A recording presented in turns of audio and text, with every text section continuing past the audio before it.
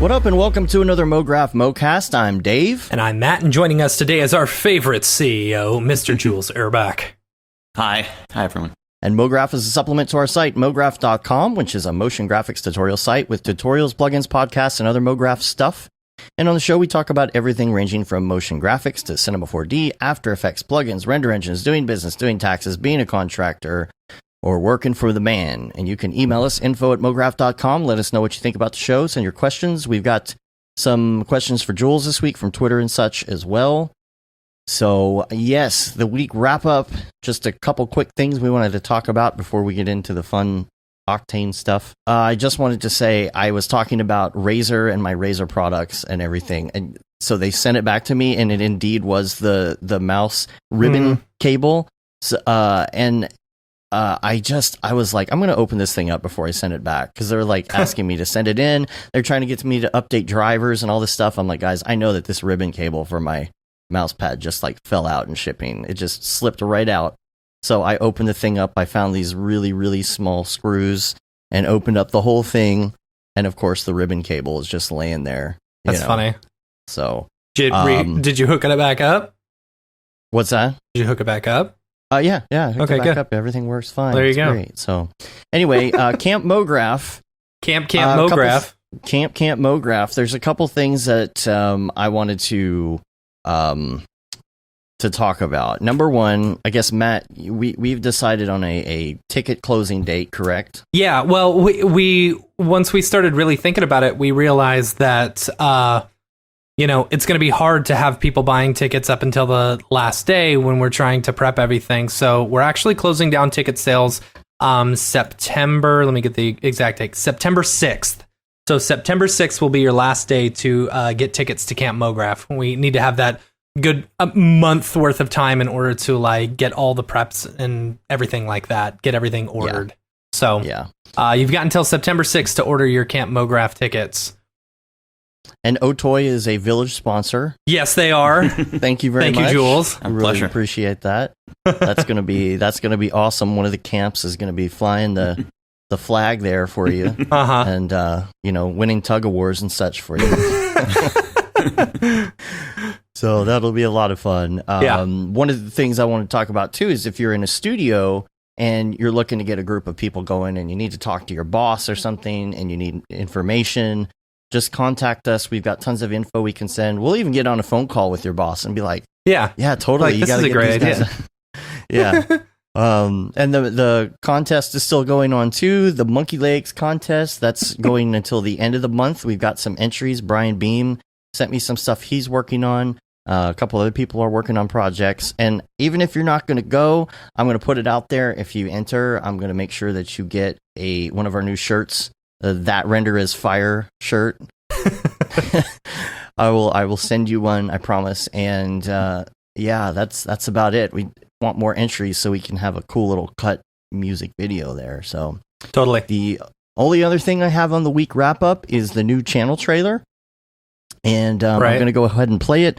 If it's not playing to the stream, then let me know, because I just changed a bunch of audio settings, and I can fix it on the fly. It's all good. So check this out, new Mograph.com channel trailer. Mograph.com, an online resource for motion graphic artists. Start your week with the Mograph podcast. Industry news, interviews with your favorite artists, and terrible humor. Watch live shows and interviews from Mograph events like NAB, SIGGRAPH, Half-Res, and local meetups. Our Mograph Talks feature live demos and motivation from artists all around the world. Sometimes you gotta make stuff that you're not gonna put on your reel, and I'm not here to judge. What if Rick and Morty show up for the countdown at midnight? That's where I peaked in life, in my career. We gotta stop this thing, Rick! It's gonna kill us all!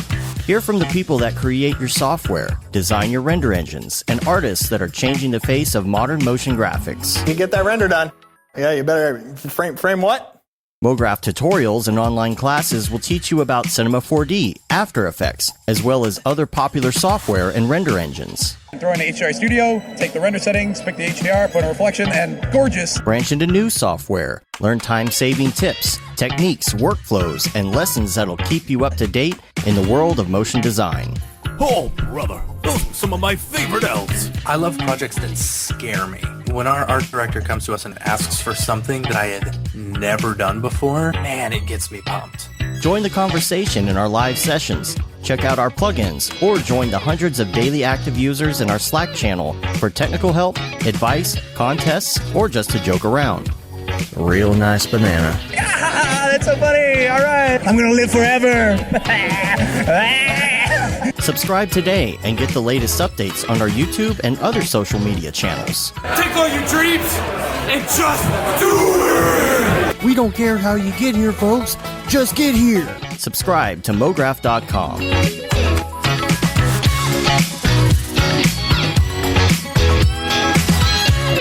So there it is. Yay! Good work, Dave. So we got that done. Thank goodness. I've been like working on that for a long time because we have hundreds and hundreds and hundreds of like hours and interviews and all that kind of stuff. It's so hard many to go through all that. Yeah. Yeah. Sorry if I blew your ears out on the live stream. I completely like mastered and like compressed that entire promo, so it's gonna be super loud. I apologize for your ears. All right, so let's get into some Ravcock. What's your flavor? What's your flavor? So we got a lot to talk about. We've got Octane X. I guess we'll start with that. That's going to be all right. The big one.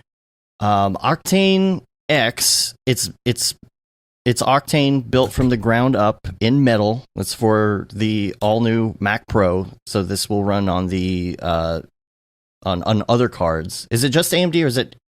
Oh, it's everything. Everything. Okay. So you have Intel integrated graphics it'll run on. It'll run on Apple GPUs. It'll run on the iPad Pro. And it'll work the same across all of them.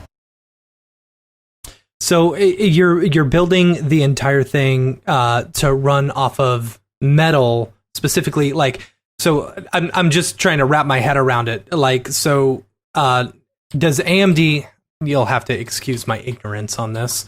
But AMD naturally works with metal. Is that correct? Yes. So Apple's, in the Apple ecosystem, metal is like DirectX. All the vendors that want to work in the Apple ecosystem want to support metal. So you actually have AMD, Intel, at one point NVIDIA, I think they still support some sort of metal drivers. And that's basically, Apple works with the vendors to make sure that they work correctly with the metal API. So that if you write, let's say we wrote Octane for metal, which is what we're doing, then it would work with all metal certified graphics cards. And that includes AMD, that includes Intel. But we don't have to do anything specifically for those vendors. Gotcha. That's nice. Although in practice, you kind of do. You're optimizing for the different cards. And we're already looking at how we can boost performance on those MacBooks, for example, that just have those Intel integrated graphics. But yeah, from an API level, it supports everything. And it is a complete rewrite. Like, there's not one line of CUDA code that we can reuse for that purpose. So we started years ago rewriting Octane first for OpenCL, and then we were thinking, okay, we'll do a shortcut, do AMD CUDA, which I think you guys actually played with for a bit when we had it at SIGGRAPH on that iMac. And Apple was, we've had a long relationship with Apple. We couldn't talk about it really until a couple of weeks ago when they announced all this stuff. And so we were, finally, like a couple of years back, I guess, we really committed to the idea of, okay, we're just going to have to write it line by line. We started on that, and we're far enough along now that we kind of know when it'll get done, which will be this year, at least in preview form. And then Apple was, announced it for us, which is awesome at the keynote. Yeah, that was cool. That was cool to see. Yeah, that was great. Yeah. Tokyo Megaplex asks how Metal compares to CUDA as a language. It's a lot simpler, in my opinion. Simpler in terms of it's not quite as open. But for me, if you so we're not using, for example, pointers, which is a form of programming that's very easy to do in CUDA. We're actually taking all that out as we're reporting Octane. Metal does support it, but it's a very nice language. It's really easy to use. but it just doesn't have the history of CUDA. You know, us and other GPU programs have been using CUDA for a decade, and and Metal just isn't as mature as that, but it's getting there, and it's now at the point where, at least for the purposes of Octane, we have everything we need to complete that port. And Apple has been listening to us for a while, and they've actually added things to Metal that we asked for. I don't know if I could talk about all those different things, but just from a developer, it's great to see that, and we don't see that often. So NVIDIA is great at that. Apple's great at that, and those are the two vendors that deal with drivers that I think have really gotten their act together. So you're basically going to you're writing Octane for like basically twice, right? Yep. Wow, it's crazy. That's why we didn't do it sooner. Are you worried at all? Like, what are the comparable speeds? For like running it on Metal versus running it on CUDA. I know a lot of people have been curious about this. Yeah. And I know, of course, it's going to all depend on the hardware that you're running. Yeah. Like whether you're running an Intel integrated graphics or whether you're running a 2080 Ti, right? Of course you're going to have a big difference. Yeah, the Intel integrated graphics it won't be fast, but it'll work, which is better than what we had before. I think that so far, because we're sort of in the middle of this process, we have at least another 6 months before we'd be putting out anything. I think that'd be useful for performance. But we're targeting the end of the year for preview release, very similar to what we did with the RTX preview in March, which was pretty much Octane standalone. Most things are working. You can load up all these scenes. You can start playing around with it. But the things that we've ported over, the tone mapping and the ray tracing stack, and enough to get most of the direct light kernels working, looks pretty good. So I think I don't have any exact numbers to share, but it won't be. Hopefully it won't be that different for the same price card. I mean, obviously that's kind of what we're targeting, and it will support multi-GPU. Right. So if you get that, that Mac Pro with 4 GPUs, it'll be 4 times faster, just like normal Octane. But yeah, we're probably months out from having some significant insight into exactly how everything will perform. But probably the third of Octane Bench that does work so far is pretty good. I mean, it almost feels like the same priced AMD card we were testing it on, like the Radeon 7, was pretty comparable to the 2070 or 80, maybe even a little bit faster. But that's just for a small part of the rendering pipeline, so we have a lot more work to do before we can confirm that. And my rough guess is the iPad Pro will be in the 20 to 30 Octane Bench range, which is pretty good for a mobile device. So are we going to is your idea of using the iPad or a an iDevice or whatever a way of using it as a render node, or is the thought process, or is there it more like Unity stuff? Yeah, there's game development. Yeah, so if the way I look at it is, if we went to the trouble of supporting Intel integrated graphics on the MacBook, the iPad Pro, the current one, actually has more graphics power than the MacBook. So you can, I think with iOS 13, you're starting to see, you can use the mouse. You can, I have the bridge keyboard here, which is pretty cool. Actually, I have it right here. So you hook this up to an iPad, and it feels a lot like a computer. So I feel like set props.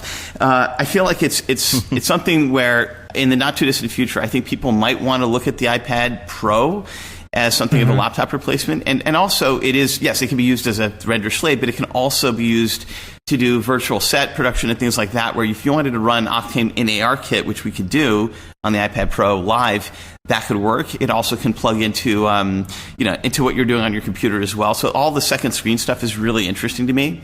And it's, in my opinion, I don't think Apple's going to slow down on their GPU development in terms of performance per watt. I think the Apple GPUs are some of the best out there. So I'm sort of betting on that being an important part of Octane's future. Cool. Tokyo Megaplex is asking, man, these comments are going 800 so fast. questions, yeah.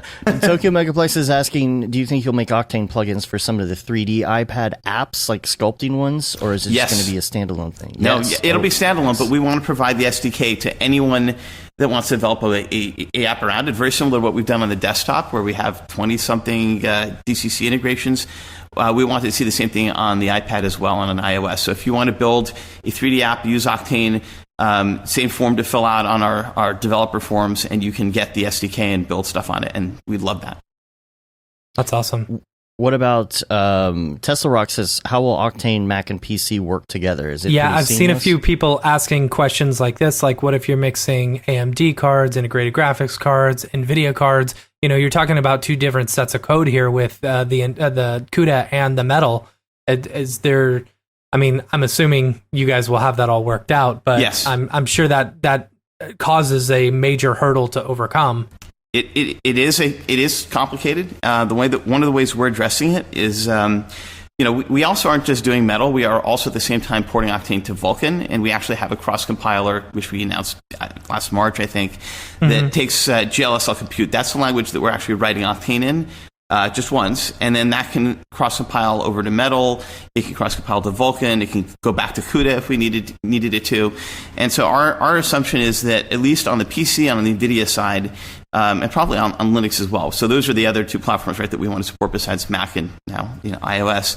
We would be able to take the Vulkan version of our code and run that on NVIDIA, and that actually is working really nicely. Everything we've ported from CUDA to Vulkan on the same NVIDIA card is a little bit faster, which is great. And that also means that it would be pixel perfect, code complete. So if you wanted to run the latest version of Octane on Linux or Windows with a Vulkan build, and then run that with Octane X on Mac or Metal or iPad, it would all work. They would be basically built from the same code, and they would work with each other over network rendering and the like. And NVIDIA's, to their credit, has given us a huge amount of support for Vulkan, so we actually are able to ship. As of right now, we can sort of ship that code. Hopefully, it'll become even more mature. But that's sort of our plan A. And our plan B is that we can also take all the GLSL code that we're writing and cross-compile that back to CUDA. If we still wanted to support the CUDA path, we wouldn't have to write it in CUDA, the language, but we could still compile it back into that. And we have a lot of experience doing this kind of crazy stuff where, we rebuilt CUDA on top of, AMD's drivers and did that from nothing. Right. So that's the kind of stuff I think we'll figure it out. There's at least two good options. So, as we get closer to the end of the year, we'll see which one we want to support for the production version. This it brings up an interesting question because you're going to be supporting Metal and stuff. Ash Styles in the chat says, will this work with an iMac Pro or even the older trash can Macs? I mean, I've got an old 2010 Mac Pro, that I'd love to be able to throw an AMD card in there and, work in Octane. I mean, then it wouldn't be just a server right now. Yeah, it's just basically a giant paperweight. It should. I mean, I don't know if it'll go all the way back to 2013 Macs, but any 2015 Mac or later should be fine. In theory, I think based on the stuff we're doing on Metal, if Metal works on 1015 on your Mac, then it should run. We haven't tested far enough, but I think it'll run on a lot of older Macs. My goal is that it runs on my MacBook, which I miss having Octane. Last time Octane ran natively on the Mac was my I think 2013 MacBook Pro, which had an NVIDIA 650M. 13 Octane Bench. iPad is 30, so we're but yeah, it's exciting. A lot of there's millions and millions and millions of Macs that have never been able to run Octane since 2013 that'll now be able to run it, and that's pretty cool. That's one of the reasons why we were so excited to make this happen and to make it happen soon, or relatively soon. Yeah, it's exciting. You had a bunch of people who were very hesitant about, what's Apple going to do? And then with the announcement of this and the announcement that, Adobe and Maxon and all these other people are also supporting, this, it's like, okay, you have your answer there. I think we're really excited to see the future of this. Yeah, and as a Mac user, I mean, I when they told me a little bit before the event about the new Mac Pro, I was curious myself about how, because I was excited to, when they were sharing the details with us, I was excited like everyone else was. And it's Apple's serious about the Pro space. I mean, they really, they came to us, and obviously everyone that was on stage, I think, or in that event, participating in one form or another, was pulled in mainly because Apple was like, we're serious. We know what the apps are. We know what people want to do with this thing. And they convinced us, not that we needed a lot of convincing, to really throw in heavily into this. And we had already, the reason I think we were brought in is because we on our own had been just working so hard on getting Metal to work and all these other solutions. Some of that with a bunch of Apple engineers that we've been talking to for years, but then it was like, hey, we want to talk about this on the, the keynote. And I was like, great. So were you working on this before they even talk to you about the Mac Pro? Like, was this your idea from the beginning? Oh yeah. No, we've been, I mean, it was our idea from the time we had announced OpenCL. I think it was at 2015. People were mad, like, where's OpenCL support? And what happened was that Apple canceled it. It was some of the same engineers who were with today told us, we're switching to Metal. Sorry for telling you guys to look at OpenCL. And so we and we didn't immediately switch. Yeah, so it's been a long journey, but I get exactly why Apple would want Metal to be their driver language of choice. I mean, they've invested so much in sort of this. You could see where things are going, right? You see the iPad Pro and iPad OS now, and this convergence with Mac, and so this kind of hybrid app doesn't really work if you can't really bring the merge the desktop and mobile APIs, and so that's why I think that there is a big push on their part to really build Metal around the idea of these cross-convergent devices, and that's hard to do. I mean, Microsoft's tried many times to bring Windows and other things to mobile. It hasn't always worked. Yeah. So let's see if Apple does it right, but they already have a ton of people in the iPad ecosystem. So is there a thought as far as bringing, say, Octane standalone to like an iPad device, like the iPad Pro, like running almost like a virtual version of it online? I don't know. It's just where my brain goes, because we're talking so much about like the running Octane on the iPad and stuff. Wouldn't and with the addition of the keyboard and mouse, like being able to do that, it seems like that would be a big possibility. Of course, then you're talking about. I'm talking about running it virtually, like over the internet or something like that. Yeah. Well, that already works. We had a link that was up for a while where you could run Octane in a browser, and it was running off of Amazon, and it was kind of cool. It was cool for demos. I mean, we put it out there, and some people used it, but I also think that the problem with the cloud piece is that the GPUs in the cloud and Amazon at the time were like 30, 40 Octane Bench. They were K520s. Those are the cheapest ones, and of course now any device, even an iPad, is approaching that speed. So and I don't know if people know this, but the 1 terabyte iPad Pro has 6 gigs of video memory. Most people think it's like 3 to 4 or something, but it's larger. I don't know if you can fully access it, but we're looking into that because that's pretty great. And that is insane. And in the Octane X announcement, in fact, John Carmack called me out on this because he was reading my Twitter feed. He's like, "What's this 100x compression you have in iPad Pro?" And I explained to him, hey, we've got ASTC, texture compression coming in iOS 13 and in Metal 3. And so you can compress textures way more. Like the texture compression we have on desktop, which is, I think, 8:1. I think you can go about 10 times that on the, on mobile with ASTC texture compression. So you'll be able to squeeze a lot of scenes into an iPad. But the virtual stuff is really cool. I mean, you can always, now with Sidecar, you can obviously use your iPad as a wireless second screen. But there's also, I think we're going to try to revisit the idea of having Octane in the cloud, but do it a little differently. So one of the things that we showed in March was headless rendering, where you could take your MacBook Pro or MacBook anything and just run the tone mapping and pieces of Octane that we already had working on Metal at the time, and all the shading on a CUDA card that could be anywhere. It could be an IP address. If it's even over Wi-Fi, it was working pretty well. I think it'll work pretty well over 5G to an Amazon GPU or GPU on the render network. So I think the prospects of that could be much more interesting than when we first tried it about 4 or 5 years back. It's exciting. Is there any when should we expect to see some headless rendering? Because I've been looking forward to that for a while. Yeah. So we had been sort of pushing forward on having that out this summer. I think the issue with everything that we put out on Metal or even Vulkan is we need rock solid driver support for that to work. So Apple's provided us enough of that where we're pretty comfortable that we should have the pieces we need to that hopefully this summer, and even possibly start putting out pieces of even if it's maybe an early private beta, some pieces of Octane standalone that we'd want to test on Metal. And by the end of the year, there would be no issues, I think, shipping that. So I think headless rendering, we're looking at probably around, August or so, maybe sooner. I mean, we have it working. We just need the drivers to really be in a place where we can ship it. And at least Apple is like completely aware of that and working with us, really regularly on making sure that's in place. And on the Vulkan side, NVIDIA is doing something similar so that we can also ship headless rendering, even on their devices, if you want to just not, if you don't have enough GPU power to at all run a scene on your master node, then headless rendering is actually really cool because you can leverage the fact that your GPUs are actually the ones over the network. You're not limited anymore to the limitations of the one that's local. Right. Tokyo Megaplex asks if you're worried about supporting all these platforms and apps at once. Like, do you plan on cutting support for anything like dying apps, like apps that are kind of on the way out? Soft image.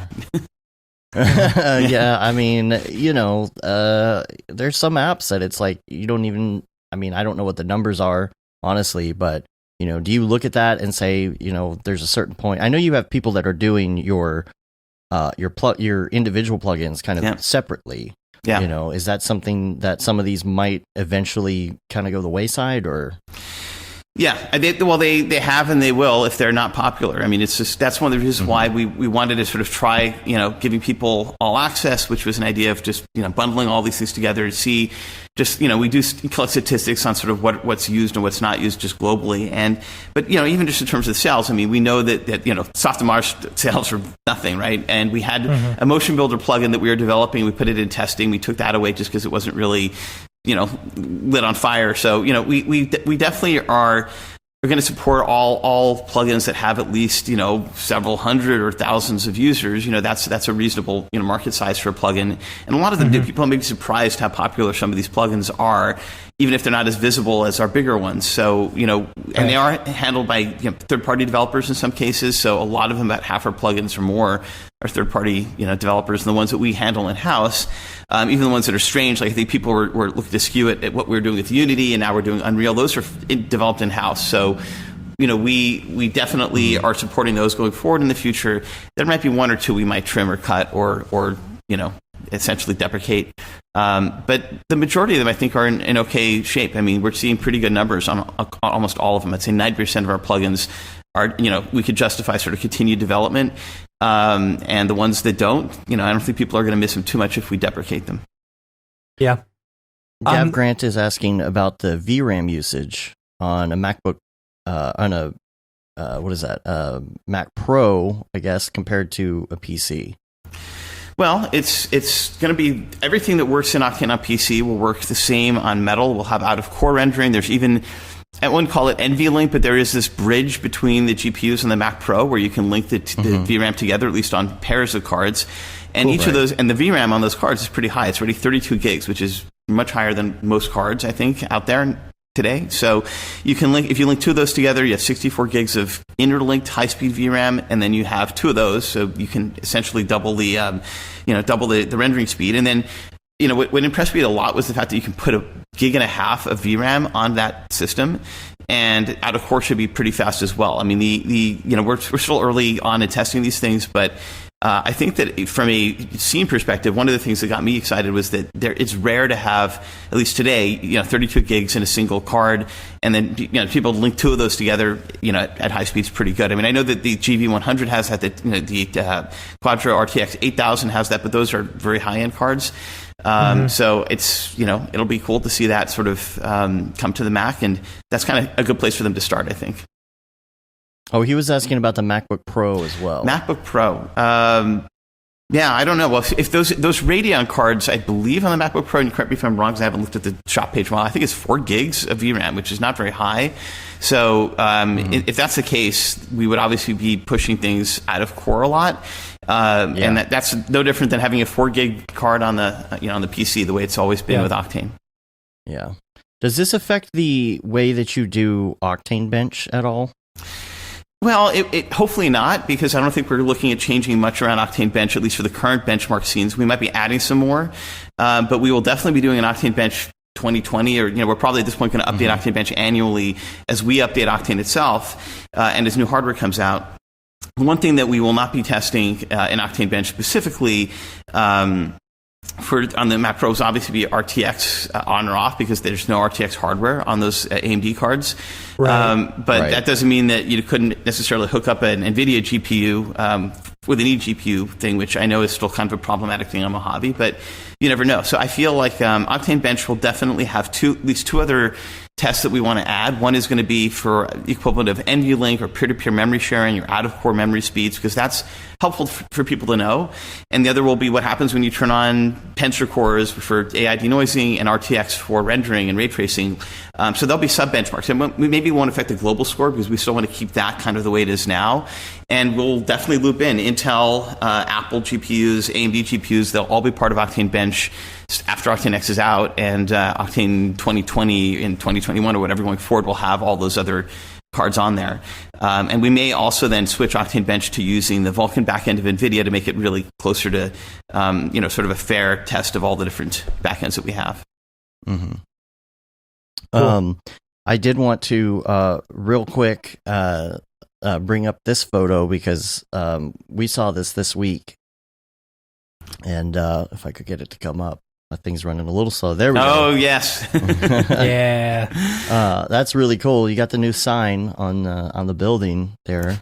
Yeah, that was just for one night. We had to turn it on, and we had to get it. We have to get approval from the city. We have to get a permit for the logo. So that was to make sure it was okay for me to. Yeah, and it was. I think I was telling you guys earlier the story. I'll share it again, which is that we've been in this building for 10 years. We started with one office, and then we got 2, 4, and then the whole floor just for O20. And we have other units in there for other members of our team. And so the building was very nice. Like, you guys have been here for 10 years. I mentioned years ago, like, it would be cool to have the logo on the building. And they said, now's the time, but we need the city to give you permission. So let's, pick what you want. And I just ended up picking white on black because you can see it from pretty far away. Yeah, that's great. It's great. So hopefully we'll get permission to have that thing on there more permanently, and then, it'll be awesome. And it'll also be on the back of the building as well. Cool. That's awesome. That's such a great photo. That's got to be a good feeling standing there and seeing. Yeah, right. Yeah, my girlfriend took that photo behind me and she shared it with me on like AirDrop. I'm like, oh my god, this is because I was like, we should take good photos of this thing, and and that was it just sort of came sort of spontaneously. The night itself was just so surreal. I was like, whoa. Yeah, and because we also drove a bit on the freeway to see how it looked from far away, and it was. Yeah, I could see it from far. That's off. cool. It was wild. That's super cool. Wild. I guess the only other thing that I had on the Octane X notes was the Enterprise Edition. Octane X Enterprise Edition will be offered as a free license to people that are buying a new Mac Pro. Correct. So we decided to that part of the so everything that we sort of put out in terms of our PR and our messaging was something we shared with Apple in advance, and we sort of agreed that if we're all going to sort of commit to this ecosystem, and you guys are helping us with Metal, and they're helping everyone with Metal. We will set aside enterprise licenses for the new Mac Pro. We'll see how that does for a bit of time. And we're going to do it. So we've done free licenses in the past. We did that with Unity. It's still free in Unity with 1 GPU. We're going to do it again with some other plugins like Blender. Unreal will also be free for 1 GPU.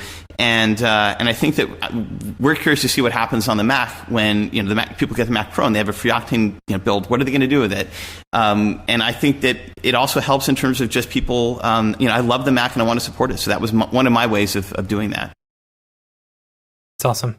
Cool. Speaking of the free Blender one, we've been hearing about that for a while. I know. Is there any update on that? Yes. And I apologize because it was supposed to come out with Octane 4.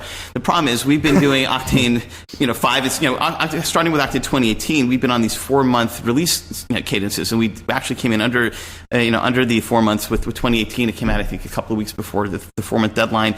We're going to be 4 months again I think with 2019.1, and it's a lot of work to even put out a free plugin. I don't think people realize it's not just turning it on, putting it on the shop page. There's support. We have to probably getting a large influx of users. We've learned all these things when we put out free versions in the past with Octane VR and Octane for Unity. So we want to do it right, and we also don't want to truly be supporting multiple versions of Octane. So our commitment for the free plugins is you will get the latest version of Octane. It'll just be on 1 GPU, but it'll have a lot more in it. And Octane 2018 has a lot more than Octane 4. So we basically have the license system in place. I know that people wanted that free plugin sooner, but we really wanted to get it right.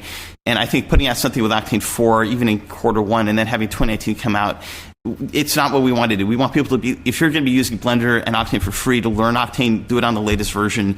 And I think that's what we wanted to make happen. So that was why the free release didn't come out sooner. We just wanted to make sure that it's on the updated version. And we're this close to 2019.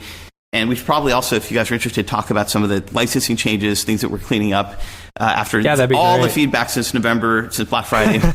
when I saw you were confused, everyone was sort of like, there's a lot of choices. So, and the truth of the matter is that actually sales have been good. I don't want to get into the numbers or anything, but it's like we didn't, our sales are better than ever. So for what it's worth, it's good. I think, it may have been confusing, but it didn't stop people from getting the product that they wanted. It didn't get a lot of, it didn't stop a lot of customers from getting Octane, but there are things that we could be doing better. So the feedback that I got from a lot of users is we want to have a subscription option that we can get everything, and we don't have to buy Octane, and right now there isn't that. For a brief second, we toyed the idea of an enterprise subscription, and it was like $50. It was too high, so we're going to have something that's maybe $10 or $12 higher than the current $20 a month subscription, and that'll give you enterprise. We're sort of getting user feedback on that, so there will be monthly subscriptions that include everything that Octane, the enterprise has. And I think the only exception will be you have to get a year of that if you want offline, because obviously the dongle and all that stuff requires more than just a month commitment. But otherwise, it should be pretty much equivalent to Octane Enterprise. And people forget that even if it's like $30 a month or something for that, it'll add up over 2 years. So we make as much money as we would if we'd sold it. And so we're probably going to keep the existing. For Octane 2019, we'll have the existing $20 a month subscription as it is now with 2 GPUs. But we will have RTX support on there. I think we're going to add NVLink as well to the lower end monthly one, so that you just get everything. And if you want more, that's where the $10 a month or extra $11 a month would come in, and then you get network render up to 40 GPUs. And we also promised a while back to have network slaves that would be about $10 a month, so we'll add that for enterprise, so you can just add those pieces. Cool. And we are looking, I'm not sure if it's possible, we're going to try to get all access into the monthly enterprise tier, so that you could just get all the plugins. And I think that's a great deal. I mean, even if it's the $30 range, I think that's going to get a lot of people to get pretty much all you could possibly get with Octane. And the other thing that we got a lot of pushback on was everyone wants a perpetual license, or not everyone, but everyone that owned Octane was wondering where that went, and they want it back. So if you're already an enterprise subscriber, annual, monthly, whatever it is, or you've already purchased Octane, we will have a one-time option to just get a perpetual license, just like before. But the problem is, the reason we haven't done this is we are updating Octane 3 or 4 times a year now. We wanted to do this perpetual stuff once every year at the most. So we're going to take probably the last version of Octane 2019 this year, offer that as a perpetual license, and then maybe we'll update that later. But at least for those that want it, they have it. The support will be a shorter window than it would have been from the Octane 3 days, where it was 2 years. But I think those pieces will satisfy a lot of customers that want these different options. Some absolutely want perpetual licenses. The other thing we'll do is that I think if you're getting 10 of these licenses or you're even getting 10 subscriptions for a year, we'll offer something like 30% off, which I think is pretty good. So that will make volume discounts much more economical. A lot of users ask us about that, and it's totally something we can do. So a lot of changes on the licensing side, but of course a lot of cool stuff coming in Octane 2019 itself, which is going to be pretty fun to roll out to everyone soon.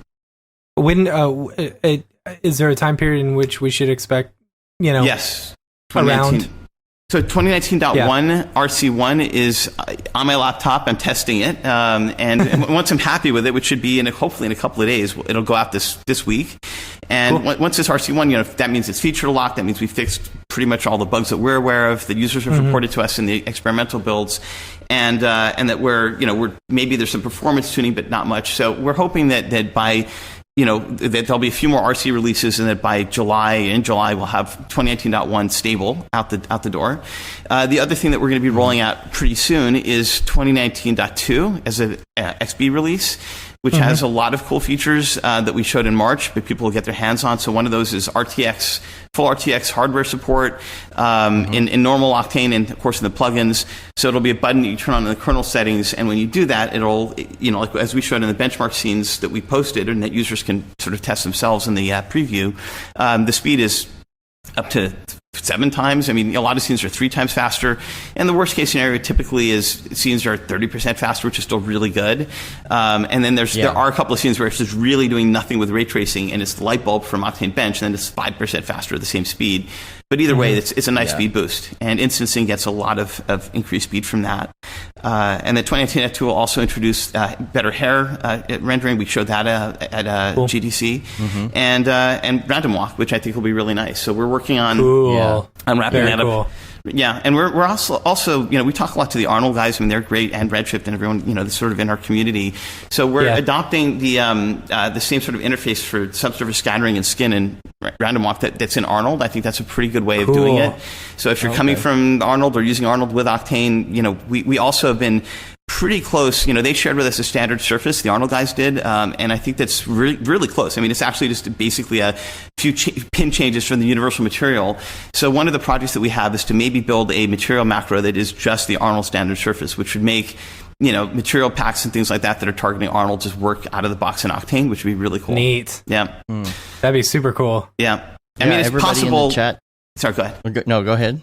Keep going. It's possible with Octane 2019.1 already. You have these material layers, which are really powerful, but we can make it from an interface perspective a little bit more simpler, because there are some things that are flipped, and there's a couple of invert things that we could bake into an Arnold material macro node. And so if you guys are excited about that, let us know. We can prioritize that higher on the release list. It's a couple of weeks of work. It's not a huge amount, but we have a lot on our plate already between Octane X and all the 2019.1 and 2 features that we have to roll out still. And there are some that are kind of they're going to be really great that I can talk to in more detail if you guys are up for that. I don't know how much time we have, but we got plenty. We got all the time in the world. So getting into 28, because I think have we even talked about 2019.1 at all on this show? I feel like I don't think so. No, Okay. This is our first. So so we should maybe start with that and talk about some of the features there, just at least at a high level. 2018.1, one of the biggest changes that we made in Octane, and it was sort of a scary change, was we had done a lot of research into much more control of the material system in Octane, like back in the 3.1 days with OSL materials. And the reason why we sort of moved away from that was that even OSL textures, users don't intuitively grok how to use that. So we wanted to make something that was like really simple, that gave you the power of something like OSL materials, and that was layered materials. So essentially now layers are like, in Octane are like Photoshop layers. You can take a sheen layer, a specular layer, and just link, put them one on top of each other. In the standalone interface, it's literally just there's a pin that allows you to connect another material or material layer on top of it. And you don't need to use that. All the old materials are there, but you can use the material layers to actually build your own universal material or the Arnold, standard surface or anything, and it's that powerful. So it's something that allows you to really customize Octane. You can things that have been missing in Octane, like the like rough refractions. You basically can take two specular layers and make one of them rough, and now you have roughness in the refraction system. And those are things that are done in a physically correct way, and we haven't lost any speed in normal Octane. I mean, if you stack tons of layers, it might get slower than having one, but it's still really fast and it works, and that's one of the biggest changes that we added in there. So that flexibility is something that's I've wanted to achieve for years in Octane, and I'm glad it's in this release. The other major feature, I think, is we have vertex displacement in addition to the current texture displacement system. And Sweet. Vertex displacement is, it's, there are some limitations, but it's in other renderers as well that use the same system. But in the case of Octane's implementation, you could do some really cool things with it. For one thing, all the scene and texture issues that you had with having to bake textures in, all that stuff is gone. You can put live textures into the Vertex displacement system. OSL textures can be put in there, and there's just a lot more control. And you can also support vector displacement maps, mix those with normal height displacement. There's a lot more work to be done. I mean, from my perspective, displacement in Octane is an ongoing work. Like, we're going to be working on this well into 2020. We've got even more ideas. But this major rollout is something that I think people have been wanting for a long time. We carefully made sure that everything coming out of ZBrush works great in 2019.1 RC1, cool. which is cool. one of our big asks. And I think the other interesting feature that we added in 2019.1 is you can now feed OSL shaders directly into volumes, and that means that you can do procedural textures and things like that in the absorption and emission channels. And we even showed one test where you can take Vectron OSL. It's a little bit of work. We may have to do a tutorial or a sample, and you can feed that into a volume, and now you have volumetric fractals as well as solid fractals that we had before in 2018. And there's a lot more that we want to be doing with procedural volumes. I mean, being able to do a procedural sky system or clouds in Octane becomes much more viable with 2018.1. And the other layer that we thought was important to add was more support for OSL. So we're going to be dropping a ton of OSL materials. We thought we were going to bake them into Octane. We decided, no, the better thing is just put them on LiveDB, the existing LiveDB. Yeah. There's so many of them, and I have to sort of big shout out to the guys at Autodesk building all those amazing OSL shaders going into Max 2020 and into Arnold, because those things are awesome, and we've adapted almost all of them, and we'll continue to adapt them to Octane. And sort of we want to give back to the OSL community as well. So we're anyone that wants to adapt the OSL camera or Vectron, I think you're going to see that stuff come to other renderers. I think in the case of Arnold, they're calling it implicit SDF OSL or something, but it'll be great to be able to have all these things in all these different renderers so that we can all creatively share these pieces. But that's why I've always been a big believer in OSL. And I think it's going to come to almost every renderer in some form or another pretty soon. With the updates on the... Hold on, real quick. Sorry. With the update, before I forget. With the updates to the displacement stuff, is there any sort of displacement layering that we're able to do now? Yeah. Because I know that has been a limitation for a while. Yeah, so you actually, we have a node called Displacement Mixer, which can take up to 4 displacement inputs, each with their own mask. They can also be, and so that was, when we were doing the displacement system, we were like, this needs to be there too. So it was about fixing all those things, and I think, I will say that we're not getting rid of the texture displacement, because there are things that it does somewhat better. I mean, in the sense that you don't have to worry about, you now have controls in the vertex displacement to tessellate the mesh, right? And that's important because you have to basically subdivide it to get the displacement to work well. It is also a solution though that works really well with RTX, because basically everything that we're doing in the old displacement was this shader trick. It was almost like it was taking a voxel data set for the mesh, and that's how the displacement worked. It used less memory to some degree in those cases. You could you wouldn't have to sort of increase memory for every instance that used displacement. But with vertex displacement, you have that, but it also is pretty memory efficient. But yeah, we were also thinking very, very long and hard about making sure that from the artist workflow, being able to blend displacement things together matters. A lot of people ask us for something similar in the material system. Nobody likes mixed materials. I don't particularly like them either. So, so in addition to layers, it's funny. I got so used to mixed materials that the new stuff, I'm like, I'm a little confused. Everything's there. Nothing has been taken away. And in a sense, you could always have done what we're doing now by linking or chaining like 8 mixed materials, but it was a mess and it wasn't clean. Right. And so we wanted to have something where you could take. A lot of our 3 Studio Max users came back to us with this. They're like, well, there's a thing in 3 Studio Max where you have these 8, it's sort of a composite node. And so we just built that into Octane 2019. And that way you could just drop in 8 different, any materials you want, have the mask, and that just works. That's in addition to having each of those materials have their own layer system, which is kind of cool. And so there's a lot with materials that you can really go to town with in 2019.1. And I think that there's nothing that we took away. There's just things that we added, and hopefully artists that gravitate towards these other features will still have the old stuff. We think the new stuff might be a bit better for a lot of cases, but it's all still there.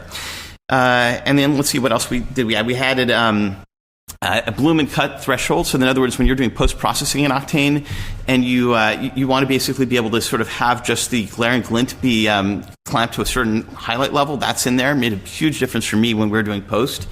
So if you use the post-processing in Octane, that's a great feature. One of our other, I think one of the other big pieces that we added in there was the ability for you to have custom camera types. Like the OSL camera was kind of cool and people did stuff with it, but we wanted to build something a little bit more robust that had chromatic aberration, and that you could put a texture for example, for Nuke has UV distortion textures. Like we support that in Universal Camera in Octane 2019. Cool. So it's in the standalone, and what we learned from the Spotlight, which we put in 2018.1, is that it takes a little bit of time for the plugins to actually adapt these they're called script nodes. I mean, they're basically, we use the Octane scripting system with a bit of native code to sort of expand Octane, and that takes a little bit longer for the plugins to add. So I think it'll probably be around July or August before we see the Universal Camera show up in the plugins. But it'll be there, and we're also working on improving it even further. And so that's been something that I think a lot of users really loved in the standalone releases we put out. and yeah, there's more on the list if you guys have any specific questions about features. Along Matt's question with the displacement, actually, the vector or it was like the mixer of the displacement and all that. There was a slide in the deck, and it was talking about triplanar mapping. Is that something that you can just do the regular way, or is it something that has to be done OSL?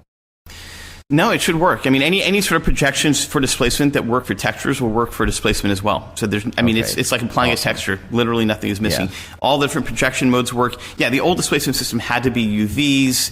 This doesn't. You can do any sort of projection you want on any of the displacement layers. And Tom Glimpse is in the chat. He says he's asking about any news regarding Render, the cloud service. Yes, I was going to ask about that too. There's lots. Yeah. So we're looking. I think we've been targeting June 24th as the day when we're going to switch from doing test tokens to real tokens. So in other words, it's real render tokens being swapped around.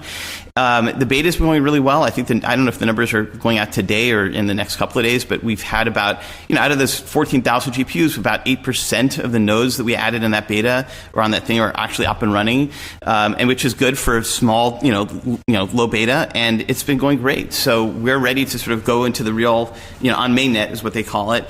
And that is a huge step for Render. I think the next biggest step will be to basically open up the software, both for the client in terms of the render nodes, and also start putting Render on exchanges so that people can actually collect money for those jobs. But right now, Render isn't there. We wanted to really hold that back until the system was really far along, mostly out of beta. And so, the 24th is when we're targeting that. Hopefully nothing goes off track, but it's looking pretty good. And it's both exciting and a little bit scary. On the other hand, I mean, we've been working on this thing for now a couple of years, and the idea for this has been 11 years in the making. So I'm pretty excited about that. And when that happens, there's going to be some other big changes that will happen around the Octane ecosystem as well. Orc will still exist in some form, but it's going to basically be deprecated. There will just be Render. And what will happen is that if you want to render your jobs on the public cloud, which is what Orc has been doing for for years now, there'll be tiers of nodes, and you'll be able to go to a node that's operated with MPA certification, and that's something we're working out with the public cloud providers. We'll have probably some more announcements for those in the next few weeks. But the issue with all of those is there's just not enough GPUs. Render will have more GPUs than any other network I've seen out there, and I think we all need that. Like, we just need that, and we also need it to be, more scalable. One of the things that I've asked the team to add is, which I think will help, is priority rendering, because we're still pricing render, and the cost is what it is. If you're doing on-demand rendering at the highest possible capacity or speed, turnaround time.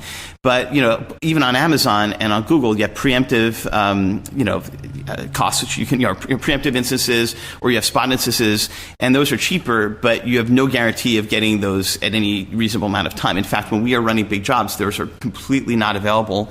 But on things like PixelPlow and others, you have a priority setting. We want to have that in Render as well. So if you are still paying for the amount of Octane Bench hours, which is a unit of work, doesn't matter how many seconds or hours it's actually spread out over, and you don't need your render back the next day, then we'll probably have different priority settings. That's something that a lot of our users have asked for, and we want to provide that meaningfully. It's something that we always wanted to do on Orc. It never worked. So we'll see how it all sort of works out. But the interesting thing about Render as well is we've had a lot of render farms that don't know how to sort of collect or get business. Like, it's almost like franchising. We can bring them on board Render, and we did that a few times during the beta, and it was awesome for both them and us to sort of see their entire network sort of light up. And I think that's a great part about this model, is that it really will bring and hopefully a really big economy of rendering to a lot of people that have been stuck on cryptocurrency mining, and also, of course, for all of us. I mean, as an Octane user myself, like, I want to have Render available because it's great, and Orc has gotten us as much as it's gotten us sort of part of the way there. We are supporting, as you guys had sort of connected us to PixelPlow, we are supporting Ty. We've been working with him on getting something that it's almost like it's UBL, which is still based on Render on the back end, but it allows you to build some different front end, whatever you want. If you want your front end to be PixelPlow or Zinc or whatever it is, or Ranch, we can provide that, and there's still the credit system. So it's a lot harder for us to scale that than it is Render, where it's all completely almost bolted on. I mean, anyone can be part of that network, but we do want to support, interesting partners that want to do it a different way, but still use the render network and still have a token-based system for usage-based licensing. So that's all in play. But yeah, render is going to have a big week ahead of us. So thank you for Dan asking. Marino's asking about what exchanges you're looking at.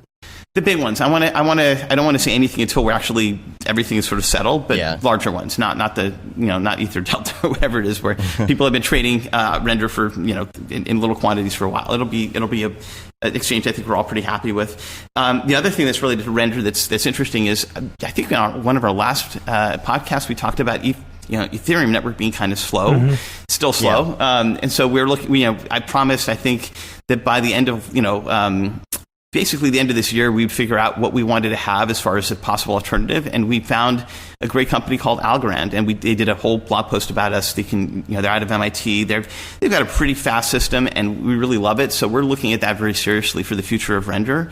But that's something that we'll be discussing a little bit more once we're out of the beta.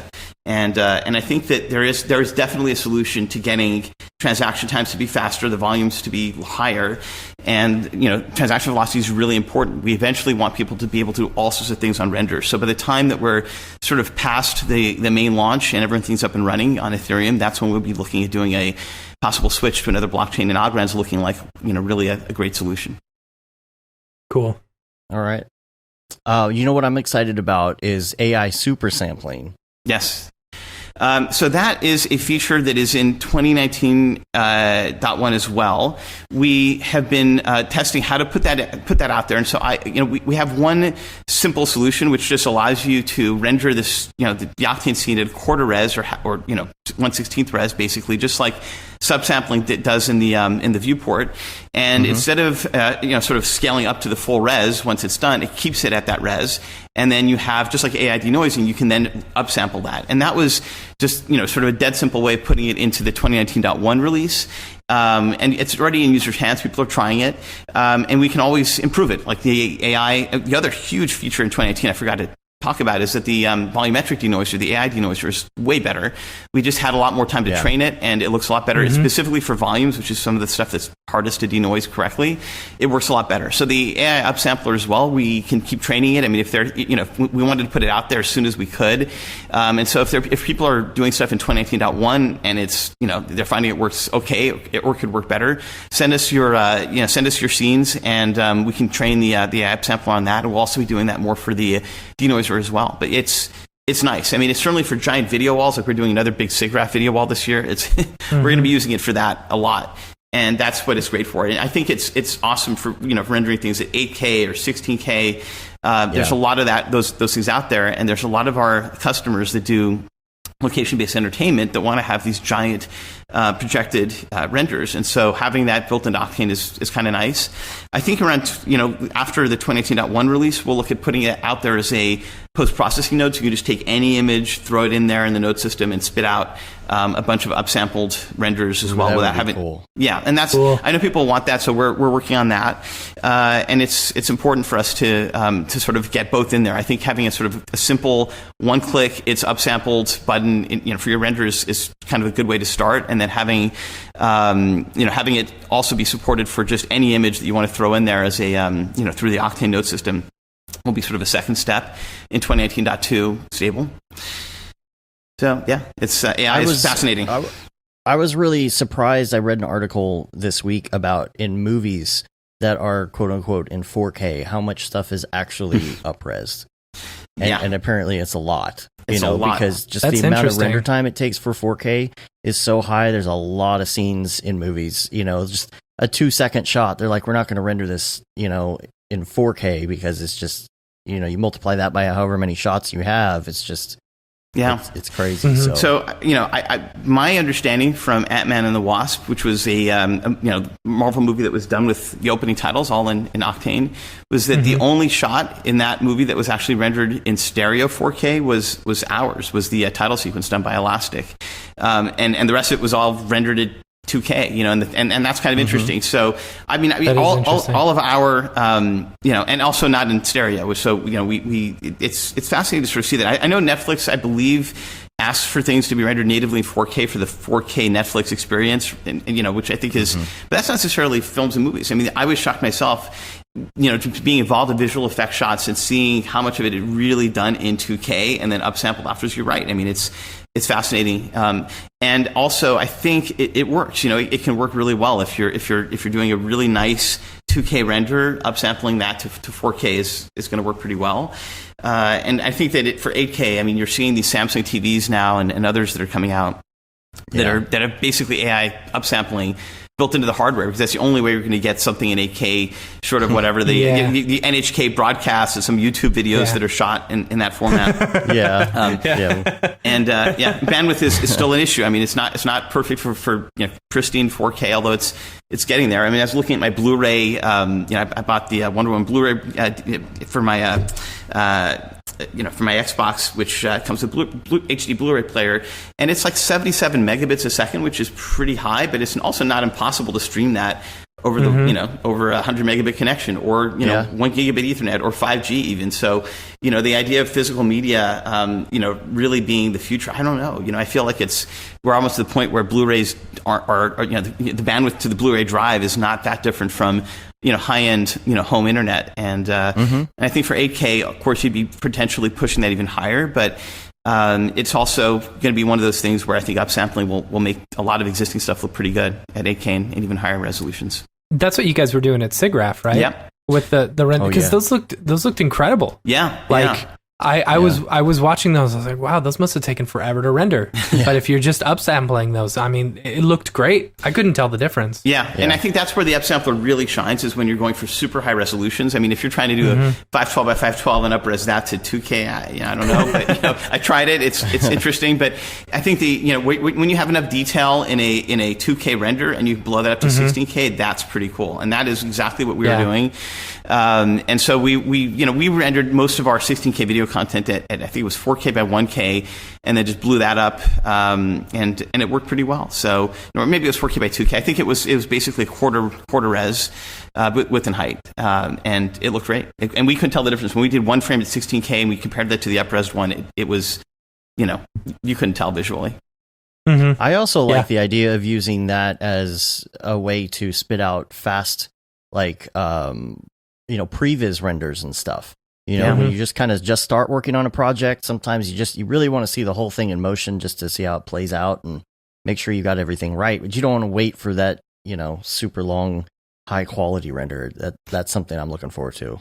Yep. So you have. It's interesting. Like in 2018.1, as I was playing with the RC1 release, you can basically, it renders 4 times faster at quarter res, right, and 16 times faster at 1/16th resolution. So you can see how a scene looks with fully sampled scene in a fraction of the time, and that's good. People have been doing that for previews, and so truly you can render, the little tiny preview renders now can be upsampled, and they can look better. But even the AI denoiser, I think, helps with that as well. I mean, certainly for getting, but it's not as robust necessarily as rendering a fully sampled lower res image and boosting that up. Right. But there's still a lot of work we're doing on all the systems. We still want to figure out how to temporally denoise the scenes better. There's also something else that we've been adding in 2018 I should talk about it. We talked about Spectron as well as Vectron a while back, and Vectron's pretty mature. It's kind of done from my perspective. Spectron is not. It's like that one little spotlight that came out in 2018 was just almost a first step. In 2018.2, we'll be adding true light primitives that are, including area lights and point lights, beyond just that spotlight, and they will be sampled much faster. So one thing Octane's never done is allowed anything other than mesh emitter. So these are the very first true primitive types that we'll be adding that have, and you can build other things with them. You can build like different shapes out of the quad light, and it'll still be sampled really fast. But it'll get you much cleaner renders and faster speeds beyond anything we're doing with denoising or RTX. Shading is still really important. So that's exactly why we wanted that in there. And I pushed that feature up. We're also working on pushing up dirt maps and curvature maps. So directional dirt maps is something people asked for a while. I want that in there. And then I think the last 2018.2 render feature that we're trying to squeeze out, once that goes into the XP releases, would be fast fog. Fast volumetric fog as a post effect. A lot of people ask for that just like we want to be able to just add fog or take it away. It doesn't have to be perfect. And so we actually have a developer working on that right now. And I think it'll be cool. So we'll sort of have all these pieces together along with, Random Walk and RTX and a lot of cool stuff in 2019.2. And I think .1 is already a fantastic release. So it's going to be exciting to have both of those out there, kind of at once, really. With the new geometry and stuff for the lights, will you be able to do like where you drop a piece of geometry into the light to make it emit, something like that? Well, you could do that already, and that's basically how Octane's always worked, is you have a piece of geometry and it's a mesh emitter, but it's a mesh. And the reason why Octane is, it's the unbiased way of doing things. So, the way that I look at biased rendering effects is that it doesn't, as long as it looks unbiased in the end, or it feels like that, or we have both, adding in features that add some bias but give you faster results is not a problem. I mean, you think about it, AI denoising is a biased thing. It's filling in holes that we don't know what those are, in theory. Right. So having faster, sample lights, it's stuff that's inside of Arnold and Redshift and V-Ray, and people that have been using bias rendering have had these kinds of light primitives that do this in a very specific way. And when you use in those in other engines mesh lights, it's actually a lot noisier and slower. So a lot of what we're doing, again, inspired a lot by Arnold and even Redshift. I think the having light primitives that are sampled faster without compromising quality has been tough, but I think having those in there will be really good. And I think the quality will not look any different than an area light that you put in a mesh. But yeah, it's something that you if you want to have something that's emitting like from strands of hair or whatever, these things aren't going to be ideal for that. So that'll be sampled the old way. But if you're just doing area light or spotlight or point light, these will be a lot faster. And I don't know how much faster. We're still testing it out, but it looks, from a perspective of noise cleanup, it looks a lot better. So I think that's what interests me the most, because I find when I'm working in a scene that has that I know is going to need a whole bunch of lighting, I tend to gravitate more towards Redshift, but then I take that giant hit of the realism, because I would love to be able to see that speed increase with the lights and be able to create that realism. I know a lot of people have, for as fast as Redshift is, it just can't get you that realistic look that I think Octane does, know. And I love the idea of having faster, cleaner lights, know. What was funny is that I love Robin Panos and Nicholas, and we've been working together sort of in the same field for so long. And I remember at the at their presentation at GTC, they were talking about making getting Redshift to be biased speed and unbiased quality. Well, all of us want that too, because basically that quality is really important, and Octane's had that from the beginning, and it's also been insanely fast. And for unbiased rendering, I still think it's nothing can touch it. But one thing that we want to do is we already have things like direct lighting. All these things that we've added in there. Heck, we can talk about this next, which is, we're working on real-time stuff as well, this Brigade kernel. We want to have enough features that add enough bias speed into Octane without compromising unbiased quality. So I think that's the ultimate goal of GPU renderers in general, is to give you the quality that we deliver in Octane, but the speed that you might see if you were to have things like, biased area lights and the like. And that challenge is something that all of us are facing, whether you're coming from the biased rendering world or the unbiased one. We all want to have that. The Corona guys did some really cool stuff with caustics. They're still a biased render, but it's a really clever approach. I love that. And so we're all sort of working towards getting that quality. And I do think that it's tough to get exactly that, the Octane quality that everybody's, been asking for, and to get to the multiples of speed for sampling. And I think we can do that. I think 2019.2 will have, a pretty good shot at getting those things combined together really well. And that's before we add RTX and all these other things that can even make it faster. So I'm pretty confident that we'll have a great release by 2019.2. And to your point, I think we don't want people to have to compromise the speed to get the quality that they want out of Octane. And that's one of the reasons why that feature became a high priority one for us, for 2019. And it's good that it's going in .2. Yeah. And you do have awesome. In the slide decks, the Brigade RTX kernel, 60 frames a second. So that is a whole other beast that we sort of touched on in March, and it's I think we'll have a lot more to show at SIGGRAPH. We wanted to build a specialized. We'd almost done this when NVIDIA had shared with us the RTX hardware to begin with, much earlier than SIGGRAPH of last year. We felt, we started Brigade as a separate project from Octane to start to see how far we could get with getting games in real time to work. Octane quality, and Brigade was never quite at Octane quality. It was close. It was still a path tracer. We blended those together in Octane 4 so that you could at least move objects around in Octane 4, and it was really interactive. I mean, the speed is 60 frames a second. The shading isn't. The shading is still path tracing, direct lighting, as it's always been in Octane.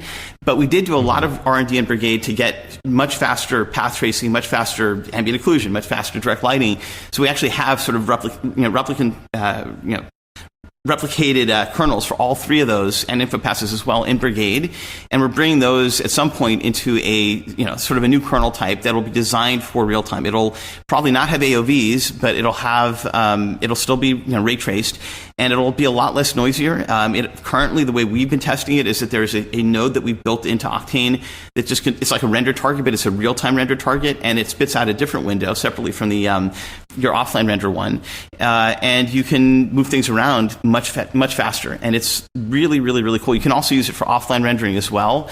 But I think that from a real-time perspective and from a video game perspective, you want to build something that's running with your Octane material system. If you look at that, there's no noise if you can play back the video in AO, and that's really tough to do in Octane, even with a ton more GPUs. So everything about the way that it samples and renders the scene is much more efficient. There are some trade-offs, like we basically flatten materials down to one universal material layer. We could do we could change that, but we want to at least have a mode where you can hit a button, your scene gets converted and exported on the fly into a format that is really fast to ray trace and path trace, and you have no noise and you can move things around. And that's going to be important also for the iPad. That's where one of the reasons why I think one of these videos here shows the that very same scene running on the iPad. It also has a lot more bias features. Brigade kernel does allow you to bake photon maps and all that stuff in there, so you don't have to do GI bounces. You can also cache those and put those back in there. So there's a whole separate rendering system in there that allows you to do these really cool things. And on ARKit and on iOS, you'll obviously have the full version of Octane, all the existing kernels, but you'll also have this mode as well. I think that'll be really useful for AR, and that's all running on an iPad Pro, showing a 13 million triangle scene. And it looks great. It looks really good. So, and of course for AR, we want, you can of course get rid of, layers and drop them in there. And I think that's one of the reasons why we want Octane X, is that we want people to have a whole toolkit on the iPad or even on their iPhones that allows you to, create and edit and make scenes all on the device, with videos that you're shooting either live or that are pre-recorded. So ARKit 3 adds the ability to record all the position and planes in the video and store that. So you can then load those back into Octane X, let's say, and then have and then drop in an Orbex file from there and just or multiple Orbexes, and then make a scene that is all done on the iPad. And I think that's one of the goals we want to achieve. So Brigade kernel is something that's probably going to come almost separately. It'll be a module for Octane. That's at least the way it's developed now. So it could drop in at any time. I think we'll have a preview of that for people to play with at SIGGRAPH, and maybe if it's far enough along, we can even let people try it out. And that also, by the way, work entirely. That kernel's written in the new system, so it runs already on Metal, Vulkan, iPad, and everything. It's probably one of the first pieces of rendering tech that we can ship, short of the full Octane that you can try on Mac and AMD hardware. So it's exciting stuff. And someone in the chat's asking about Android as well. Yes. So the Brigade kernel in the runtime form is something we could run on Vulkan, and Vulkan is on Android, so it is definitely possible. There just isn't quite. I mean, I'll be honest. No one has asked yet about AMD and Intel on Windows or Linux, which is a possibility, right? Because we basically do have a Vulkan version of Octane that we're comfortable at this point saying that we could ship on NVIDIA, because NVIDIA's given us all the things on the driver side that we've also asked for from Apple, and they've, so we can ship code correctly and in a stable way. We don't have that on Intel and AMD just yet, and we definitely don't have that from like Samsung on Vulkan. But if we did, then yes, that Brigade kernel would be something we'd want to ship, especially for users that are developing in game mode in Unity or Unreal, that want to have that real-time path trace Brigade kernel. I think that's the kernel you'd want to use for real-time. You don't want to run PMC or whatever on your for your game. But the Brigade kernel on Android is an important thing for us. So I think once we're a little bit further along, I mean, we really want to make sure we can at least ship NVIDIA, Vulkan, get everything in place, and then we can look at all the other vendors, including Intel, AMD, the mobile vendors like Qualcomm, Samsung, and others. I think even Magic Leap 1, I think has. I mean, they used to have CUDA on there because it's an NVIDIA chip. But they have Vulkan support, and so you can imagine like an Orbex media player or something that allows you to ship your Unity or Unreal games that are built with the Octane plugin to basically just run in game mode with that kernel, and we want that on all devices. It'll definitely work great on iOS and on Metal, and on those devices, probably I don't see us bringing full Octane, the full authoring Octane to tablets other than the iPad. But the real time pieces, maybe those will be out there on all devices. Yeah. I think someone earlier was asking about Unreal. Yes. When we Unity. might expect, because it's out for Unity. Yes. For a while. But So I can speak to that. It's one of those things where it's on my laptop and it's working great, and I'm pretty happy with it. So we've had a very closed beta for a while, since last year. It's definitely ready to go. I mean, it's in great shape, and it even has a couple of things that we've added that I've never seen quite implemented in our other plugins before. So you can, for example, just go through all the different render targets relative to standalone, and it's really nicely integrated. And I feel like we could have released it in March. I just wanted to get a few more pieces in there. One of those pieces was getting it to work with Unreal Engine 4.2.2, which we solved. And I feel like that also is going to go out around the time that Octane 2019.1 hits, maybe this week or at the latest next week. I keep saying that, but it also has been one of these things where we're perfectionists. We also are, looking to get it out there in the right way. So it's the most useful piece, but it's really far along. I mean, it's definitely at this point more than a early beta. It's a very late beta, I'd say. And cool. It should be out in people's hands really soon. So a lot of people in the chat room are calling you Tony Stark.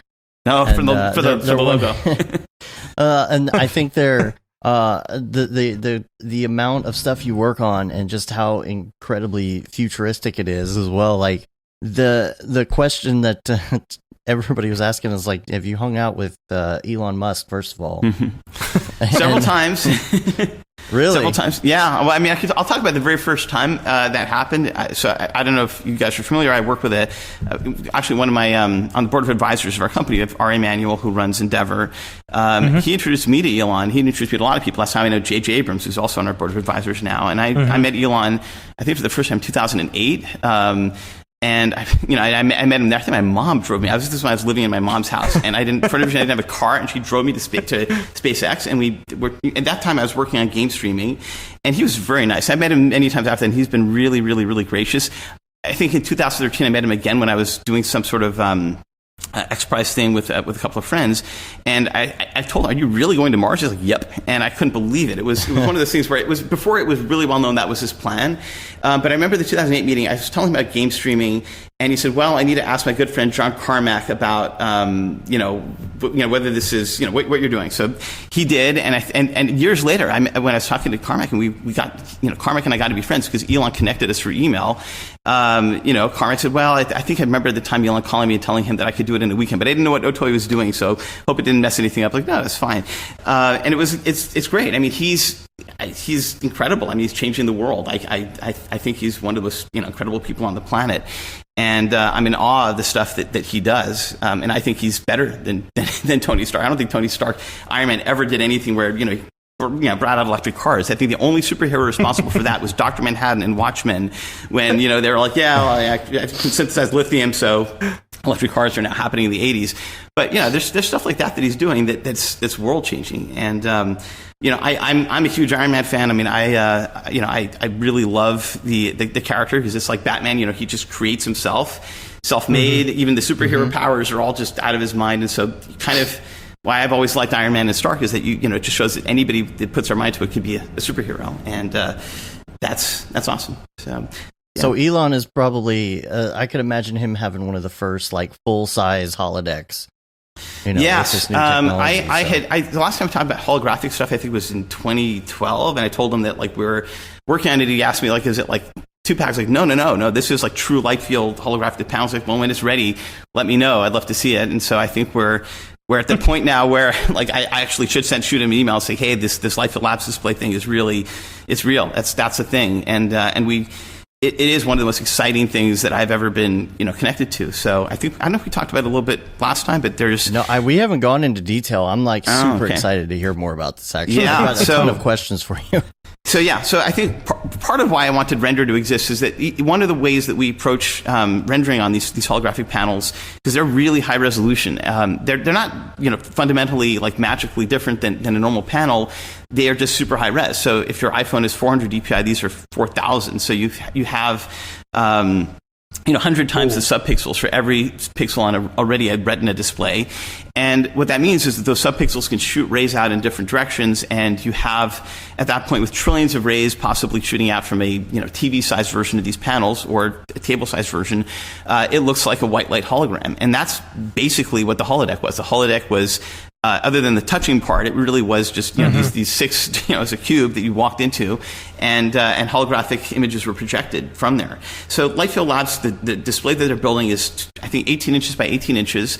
It's like the Samsung LED, micro LED video wall, where you can connect those together and create any size surface you want. And they can also be curved. They can also be on the floor or the ceiling. So you actually, probably the cost of many, many, many millions of dollars, build an entire holodeck now with these panels as they exist. But they are 6 by 4 inches. So the videos that are, sort of you guys are showing, those are things that we've been using to sort of test the content. So some of the stuff that we've been building with the Brigade kernel was so that we could drive, 32 by 32K displays at 60 hertz from 2 GPUs. And that is something that is fascinating. So I don't know if I've seen these at the same time everyone else is, but there's a little mini metaverse room that was one of the scenes that was rendered for one of the Oculus contests in Octane. And that scene, I've seen that very same scene, that image basically, or that render projected on the actual 6 by 4 inch holographic display at Lightfield Lab. And the wood panels, that's a 6 by 4 inch one with the, it's just that one little panel with the seahorse on there. That 6 by 4 inch one is able to project images in and out by a couple of inches.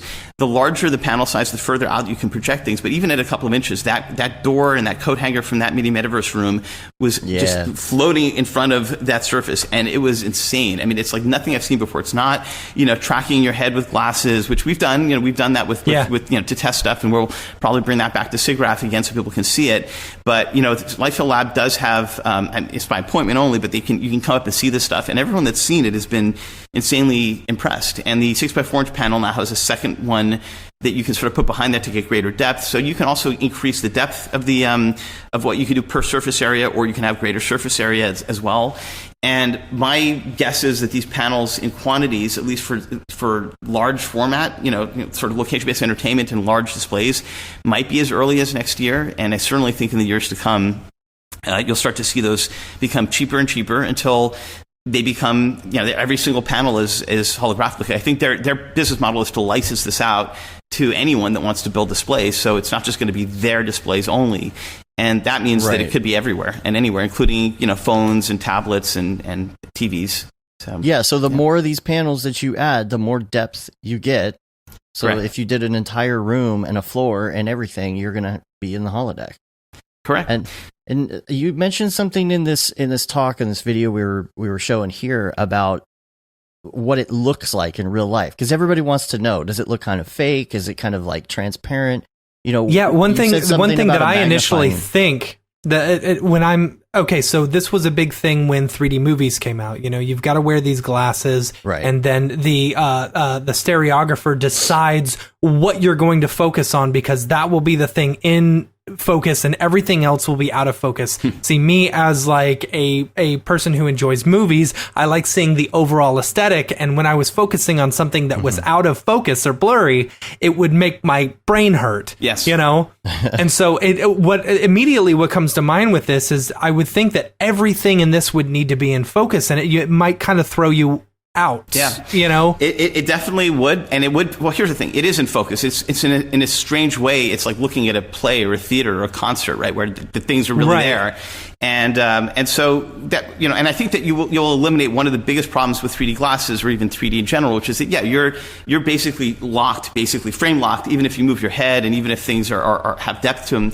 And in this case, these are real. And that doesn't mean you can't create weird, interesting effects. Like, we're starting to play with that. Like, what if you were to still have things in focus, but still keep things blurred? I mean, there are things that you could try and do creatively that, until people actually had cameras and started playing with things and created the first movies, right? I mean, nobody imagined the things you could do artistically with them until people tried them, and content creators had the tools to start experimenting with this. And it's been that way with VR as well. You've seen some really cool stuff happen in VR. especially on the PC side where there's a little more rendering power with, and I love that. I mean, I love seeing sort of the exploration of that, but it's still the problem with VR and even AR is that it's a small market for the glasses. And I'm hoping that when you have, for sure. when people just swap out their, because, you'll get to 8K TVs at the end of this decade as well. And, you already have HDR and all that's great. But, really light field based holographic displays are the next thing. And you can, of course, display any 3D movie on them, any 2D movie on them. But the holographic versions of these are the ones that are rendered at the trillions of they're terapixels basically. And streaming that's hard. Jeez. So we actually partnered with Cable Labs. I think Charter and Cox and other cable companies are sort of working with us to define Orbex, the actual export format from Octane, as the mezzanine format for holographic display panels. So Lightfield Labs ourselves were part of that. And we announced that at NAB. That was why I was there. And so they're going to have 10 gigabit Ethernet or 10 gigabit fiber, to the home. And for cable companies in the future, looking at all these converging things happening, that's where 10 gigabits might actually be useful, be able to stream these sort of holographic experiences live. We definitely saturate that bandwidth. But yeah, the modality of not having to wear glasses. I mean, even for AR and VR, I feel like you will, if your table or your walls, or your windows, even which you can replace windows with these holographic panels, are just completely digital. Wearing glasses is not going to be required. And even if you go outside, imagine in 30, 40 years, if every single building has holographic panels, and because it's as cheap as wallpaper surrounding the buildings. The buildings could turn invisible. They could be anything. Cities may look different. Clothing might have it at some point. It's wild. I mean, it's pretty cool. And so the next two stages beyond the visual display panels that Lightfield Lab is building are to add touch, which will be through ultrasonic, so you'll have some basic haptics. It'll be pretty good. It won't be like I was interested about that. How does that even work? Wearing gloves? No gloves. No gloves. The whole point, everything that they're doing is there's no device other than you and the screen. And so it works. And people have shown, in labs how this works. It's not like completely new. They're just building it into the device. Basically the way the holographic panels work is that you're already beamforming light. You're taking photons and you're beaming them out in the right way. So if you do that with sound, you can create a solid sort of force of sound at a certain point in space, and that is how you could then configure that. And it won't be like super high resolution touch, because our sense of touch is, I think, goes down to nanometers, I think, if you on the fingertips, but it'll feel like maybe the same as one of those pin art kind of things. And that's still pretty good. And it might be better than that. We'll see. I mean, it's something that it's very much on their roadmap. And then the other piece that they're working on, and we want to sort of help contribute if we can, is to put the things like Light Stage, which captures all the different possible lighting conditions inside one of the back of these holographic panels, especially if they're large, so that you can actually have sort of two-way magic mirror holographic calls or meetings with people. And that's important too. I mean, it's not just about taking you there and putting you in VR. It's about the social interactions that you could have with people and collaborations and the like. And my gut is the first holographic panels that people will really, as content creators, Octane users, for example, might really benefit from is a table where everything on the table is pushed up. And that is, I think, more interesting than people might realize, because anything on that table, including my MacBook, my iPad, anything could sort of be brought up, and you can do a lot with that. And that's something also that you can have, exactly. And everything else that's larger than that, I think in some ways, it's amazing from an experiential perspective, and maybe even from a social perspective if you want to see everything life size. But when you're working and creating, I think holographic table is going to be a really compelling device and might replace the desktop systems that we have now as we know them. So I'm excited for that. Man, I'm so excited about all of this. I want to see a demo of that. Like, where are they located? Yeah. So they're located in Santa Clara, and you can just go to their Twitter, or I can, we can share their email address, I think, in the at the end of the podcast. But you can set up an appointment. Typically, the appointments are for partners and some press, I guess. I think Ian Hamilton, who writes for Upload VR, was there with me. Actually, I actually joined him for that because I wanted to see what his reaction was, and he loved it. But yeah, it's by appointment only. I would love at some point, and I'm sure there's going to be a trade show where they bring it, and hopefully, the partnership we have with them is all of our content, even Octane users' content, would just be shown on there. Right now, I'm in the middle of taking that. I don't know if you guys saw, there was a short from Big Lazy Robot. They did Keloid. They did sort of a full test of Octane 2019 for 3D Studio Max with a 3-minute short, and we're taking pieces of that short and trying them on the Lightfield Labs display to make sure that or you just get a sense from ourselves like how content might look on that. And so I'm hoping that maybe next year at trade shows it'll be out there, and if not, anyone that's super interested, we can maybe help facilitate a trip up there and see what people think of it. But it's pretty great. Yes, that would be awesome. Oh man, so much cool stuff coming down the pipeline. Is there anything we didn't cover? I tried to get to all the questions. There were so many of them there. I don't know. If anybody else has any questions, put it in now. I want to say we covered a lot. We covered a lot. What's even beyond? What's your ultimate goal? Yeah. What's the ultimate goal? I mean, I think that I wrote a blog post called Photon Driven Economy, which talks about what I want to see from Render and all the other things we're doing. I would love everyone. I mean, that's the ultimate goal is for whatever part O2 has to play in, or even if it's not O2, I just want to see a world where as creators, we can think of something and it's made real and we can share it with the rest of the world and it feels real to them. I mean, that's ultimately one of the things that inspired me to build the company. It wasn't just about games or movies. It was kind of both. And I think a lot of interesting fun games or sandbox games where there's a lot more of yourself sort of playing and creating and participating in that. And I feel like that's where I want to see the future of art and content creation going. So if O2 can help make that happen, that would be fantastic. And I think that there's also a huge potential for the creative spirit of artists and people to sort of drive the economy in the future. I mean, even if robots take over a lot of more mundane jobs, I'm also hoping that that Elon figures out how to get unlimited free power, unlimited free internet, 3D printing that can be powered by the unlimited free power that creates food and medicine, and that just allows us to focus on creating stories and mythologies and exploring the human spirit, and that's a lot more like the Star Trek vision that Roddenberry had. And as I discussed before, I think my best friend and investor in Otoy was Gene Roddenberry's son. So I sort of had Star Trek in my early childhood, living, going to school with him and seeing, just all of this sort of unfurl. And the next generation for me is just, it's this beautiful vision of how the future can be. And so I want to see that happen. Picard was using iPads in the 90s. That became a real thing 10 years later, not 300 years later. My friend Rod Roddenberry did sponsor the Tricorder X Prize, which actually is happening.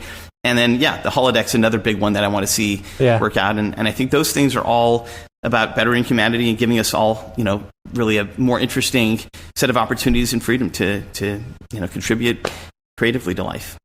Yeah. You excited about the new Picard show? I'm very excited about it. I don't know what I know or don't know. I will say that I was asking Rod about it, and I was like, dude, is it really happening? He's like, yeah. I was like, oh my God. It's like, it's not, and it is. I mean, they're doing, he's a producer on that show as well as Discovery. It's really cool. And by the way, one of the actors on The Next Generation, Gates McFadden, I just saw her recently. And she's, I mean, it's like I love The Next Generation, so I'm excited to see them revisit that universe. And it's going to be cool. Yeah. A couple other questions in the chat here. Any plan on updating the manuals? I think some of them, I know the Cinema 4D one is updated. Yes. I'm not sure about the other ones. We hired a new manual guy, so he's working on with Abby in our office. And you guys may know Abby on updating all the manuals. But the Cinema 4D manual is actually handled by Ahmed, and he brought in other people to help him with that as well.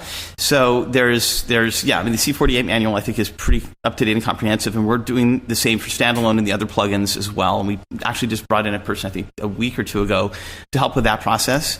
The website we're also going to be updating as well with 2019. I mean, I know it's sort of long in the tooth, so. There's certainly the shop page, and I think there was something else. I remember somebody wanted to ask about on Twitter, but I forgot. It was maybe related to 2019, but I think we covered that pretty well. Yeah. I had that tweet. I think we've covered just about everything in there. Somebody was asking, how do I invest in Otoy? By Render, I guess. I mean, that's not really the right answer, but it's basically, buy Octane. In a sense. It's one way to help the company if you want to.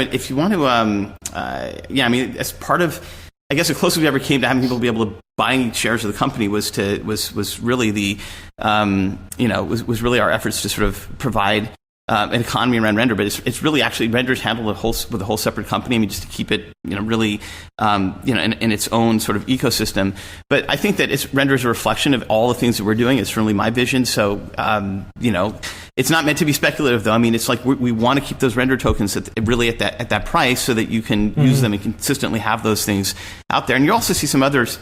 Cryptocurrency news this week, I think, from Facebook. They're launching LibreCoin, which is going to be their tool for payments. I think that's tomorrow.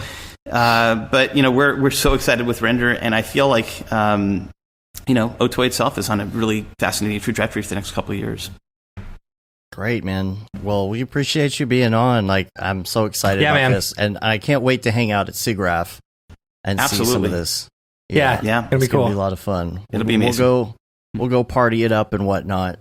It's not as crazy as NAB, at least, right? No, it's not. But that's gonna be a lot of fun. That's coming up quick. We're end of July. Over a month. Yeah, like a month and a half. Oh, man, we got a lot of work to do between now and then. So do we. We have an interesting booth this year. It's very long, so we're figuring out how to use that space wisely. But it'll be fun. It'll be a great booth. Is it the same? Last year's booth was amazing. Thank you. So, yeah. And this year we're right. I mean, it's a great area. Like we have, I think the Unity booth is right next to us. I think Maxon's right in front of us. And cool. It's a great area. So I'm sure I'll see a lot of people there from the Octane community. And as always, I love being on your guys' Slack channel.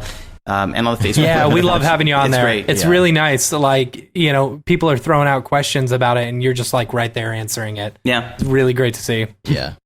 It's great. The direct line. All right. Well, we appreciate you being on. We'll see you next month. And we're going to go talk about some other random internet things and graphics things. And we will be talking to you soon. All right. Great. Thank you guys so much. It's always a pleasure. Thank you, sir. Take care. Take care. Bye. Night.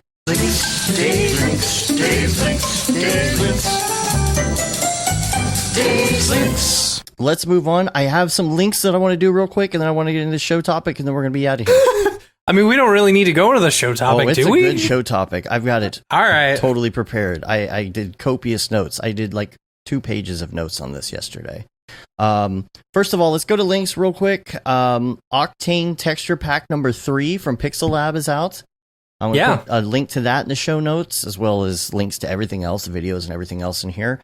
Fume Effects 5.0 for Cinema 4D. Yeah. That's really cool. Fume Effects has been big in I believe the 3DS Max, right? Yeah, the thing is, we both got the beta in our inbox this morning. We requested the beta, and so we don't really have any more info yet until we mess with it. But like, I'm really excited about that, to check that out. Also, there's a caustics generator that I found somewhere the other day, which I thought was really cool. If you're trying to generate like fake caustics, like if you wanted, like, you can do all the settings and get it all set and do it as a texture to kind of like fake caustics if you're working on something that you don't want to be too heavy. And the other link, something you mentioned to me the other day. What if that'd be possible in like an OSL shader or something like that? Oh yeah, I don't know. It's it's a little spendy. I want to say it was $180.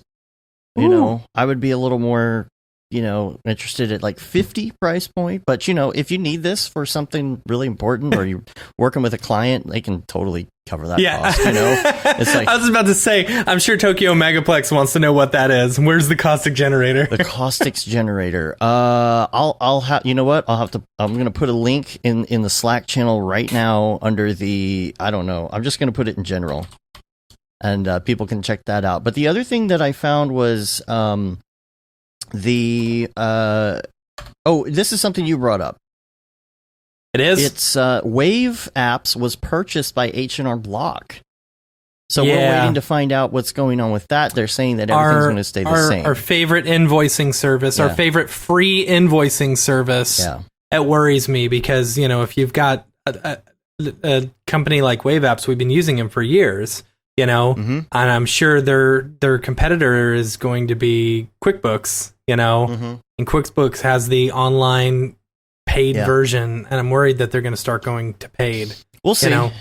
We'll see. We don't know yet. We were trying to get them as a sponsor for Camp Mograph, but they're, then it all, they seemed really big into the idea, but they were changing over some stuff in their offices, and it was like, I okay, think well, that's that makes sense. Why? Yeah. So, Can't get my stupid hat to look straight. all right. Well, I wanted to do one topic here for a little bit, and then we'll do People's People and get out. Now, we're going to switch a little bit from the technical to the like personal side of this, because we like to cover all of this stuff on the show. You know, the Sure. nerdy stuff, the personal stuff, you know, like your Nerdy. yeah. And so The clap, that was golden. Yeah, It was golden. thanks. It was so good. yeah. Yeah.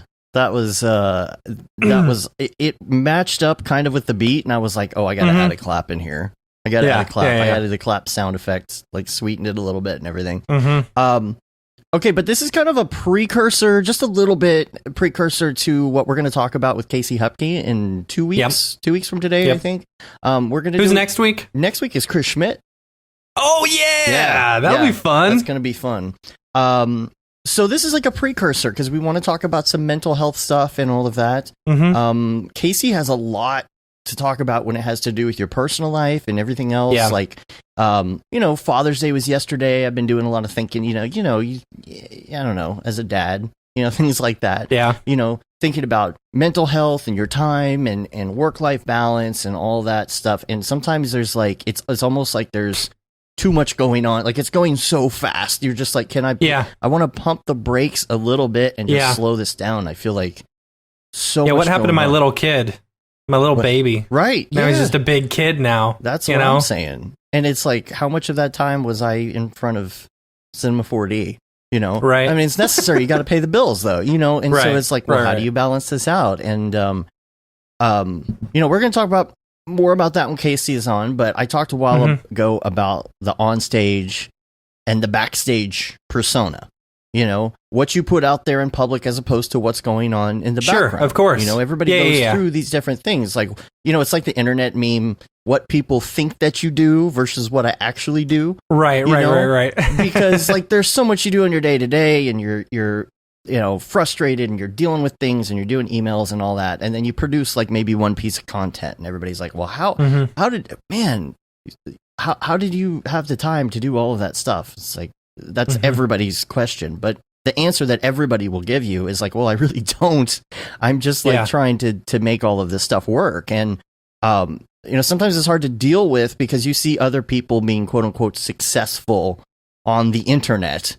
And you might almost get this pressure that you have to spit out constant, content. You got to constantly be delivering, and you can almost lose your creativity when you're doing that. You get burned out pretty quick. Yeah. Creativity is like a fart. And if you have to force it, there's going to be shit. And everyone's... Did you write that yourself? I did write that myself. That's funny. Everyone's dealing with a lot of stress. That needs to be a t-shirt. Everyone's dealing with a lot of stress. You've got people working for big companies. You've got people, trying to do the contract thing, trying to do their own thing, maybe trying to start their own small business, stuff like that. And you're trying to build something. You're trying to work on projects at the same time, and you're trying to make sure you got money in the bank while you're doing that. For sure. You're trying to put food on the table.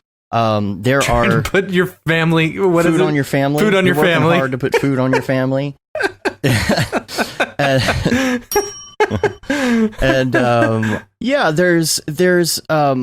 There's a stress that comes to it. You're thinking about things like, how in the world am I ever going to be able to retire?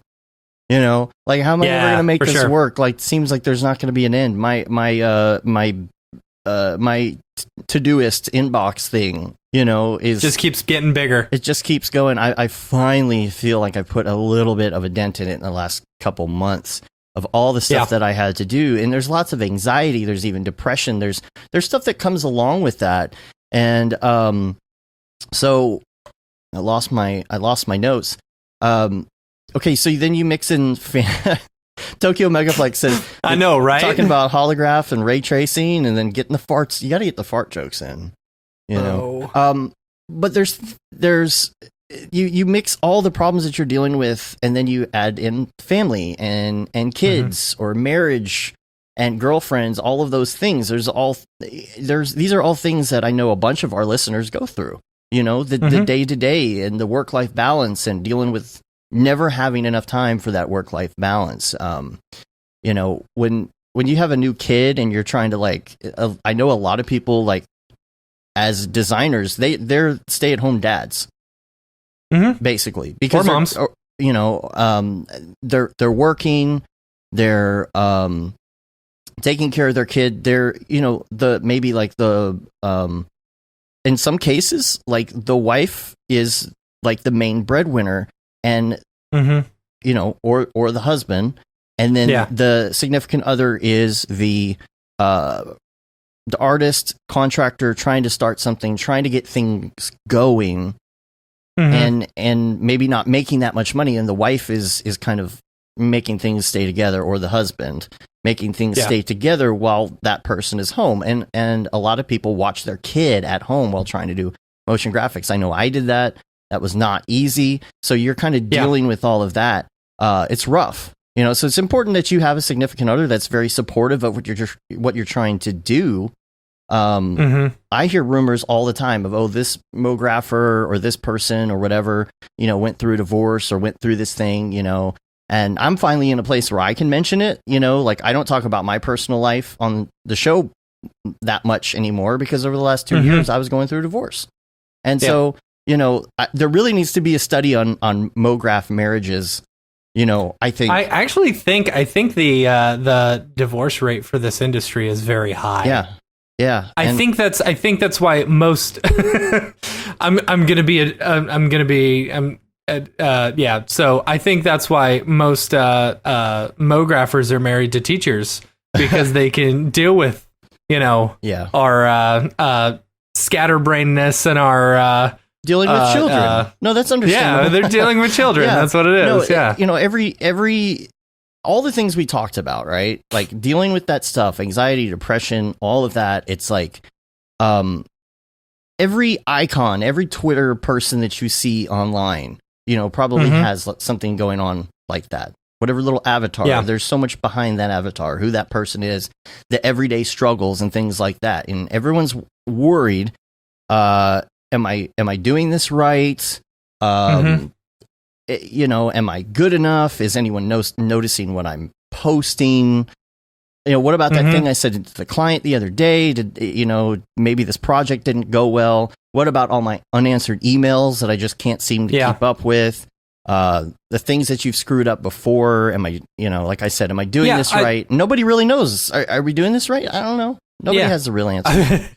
I didn't know for the first like 6 or 7 years. Yeah. Right. I still don't know. I think with that, you know, you're talking about the outward persona that you're showing. Yeah. Your outward persona or whatever.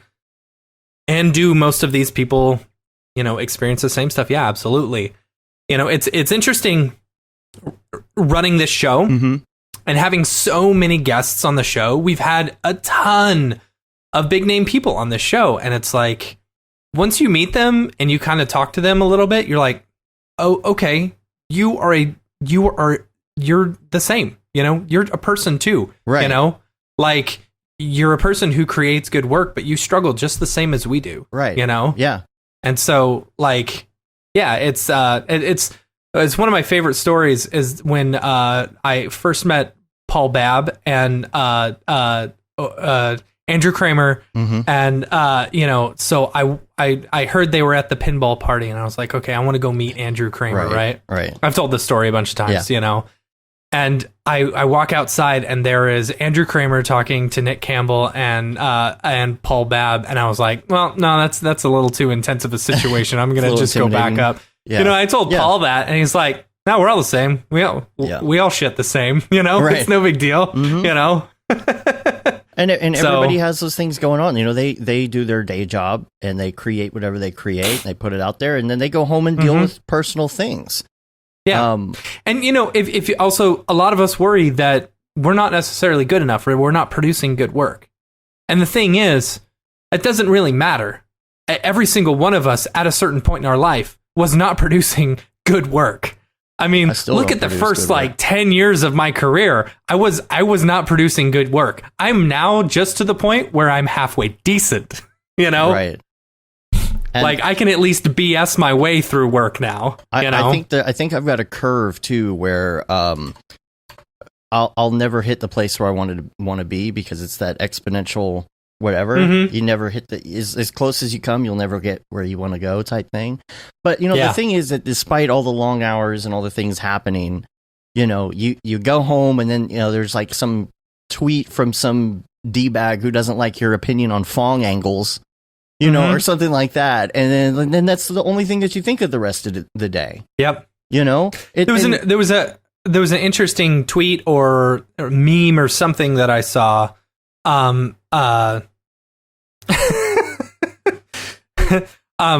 look at the from Liam. He said, from Penny, Paul Babb puts his C40 on one leg at a time, just like the rest of us. It's funny. I forgot where it was going. Oh, it was a tweet or a meme or something. Now I forgot what it was. No, you'll have to find it. But the thing is, like that person, like that person on the other end doesn't know what your day was like or what was going on. And you know what? They're not going to think about what they said the rest of the day, but you are. I remember it now. It said, are you having a bad day, or what did something that happened to you for 10 seconds out of your day, cause the rest of that bad day? Absolutely. Yeah. Or are you dwelling on that 10 second, Yeah. 5 minutes later, that jabroni doesn't remember you, and the rest of the day sucks for you. It's hard to let that stuff go. And if someone's wrong on the internet, I like to tell them. It's hard not to. I know you do. It's hard not to. You should not. I don't, unless I'm on Facebook. That's a different story.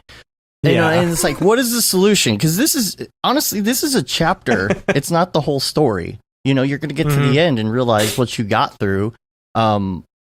We personally don't have all the solutions. I know we can talk a little bit about the work anxiety. The personal stuff is harder for me. I think Casey comes on. He'll talk about that a little bit. But, again, like I'm always thinking of the Beeple render. I've got the wrong screen. There you go. Take Jules out of there. F checking Facebook right again. F the pic you saw on Instagram. F worrying about how many people liked your last post. F the news, the person you really should email back, your self-doubt, whatever happened yesterday, starting tomorrow. F, will people like this? F, will I be good enough? F, all of your excuses, sit the F down and do your work. And sometimes I really, really have to force myself. It's so simple, right? It's so simple. Yeah. But sometimes you just have to remind yourself of that, and it's just... It's tough, but thanks, people. People requested a connection on LinkedIn today, and I just kind of laughed at myself. He connected with me on LinkedIn. I was like, that's funny. Well, Casey's going to be on the show. We're going to talk about this some more. It's just kind of he's going to give a little preview of what we're going to do at Camp Mograph. We're not going to give it all away, though. So you got to come. If you're on the fence about going to Camp Mograph, I would encourage you to listen to that show in 2 weeks and really consider it after we talk to Casey. We'll get more to that mental health, the work-life balance. Not so much into the fitness. We can talk about fitness, but we can't do it on the show. You got to do that at Camp Mograph in the mornings. Camp Mograph. Work off that hangover. Right.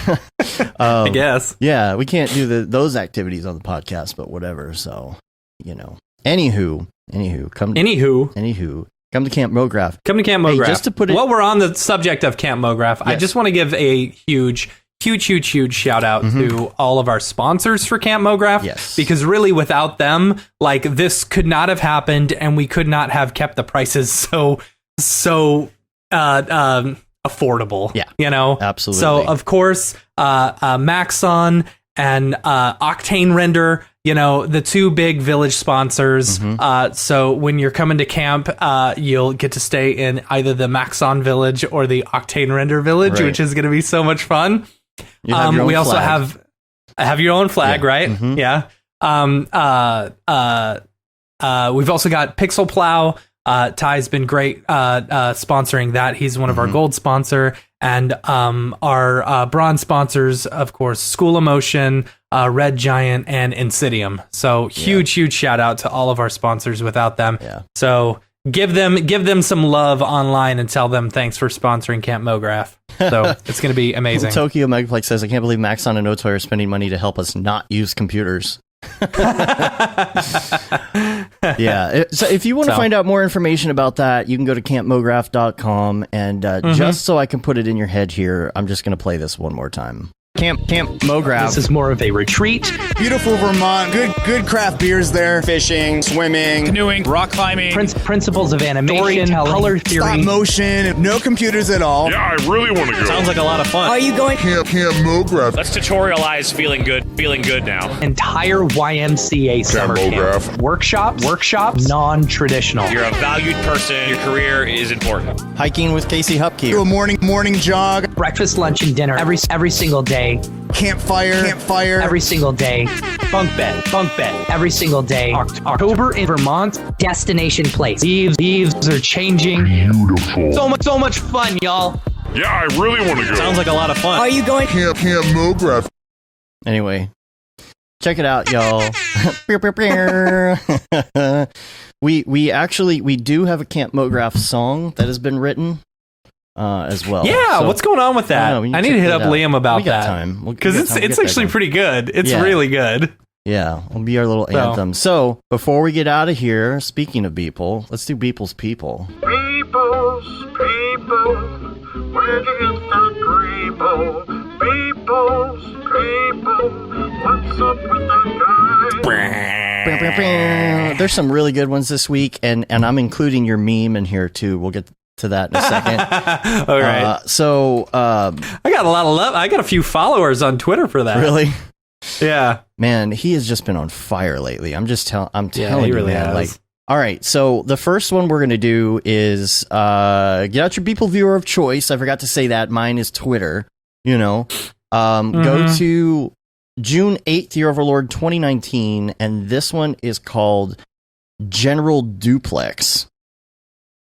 Duplex right here. Check this out.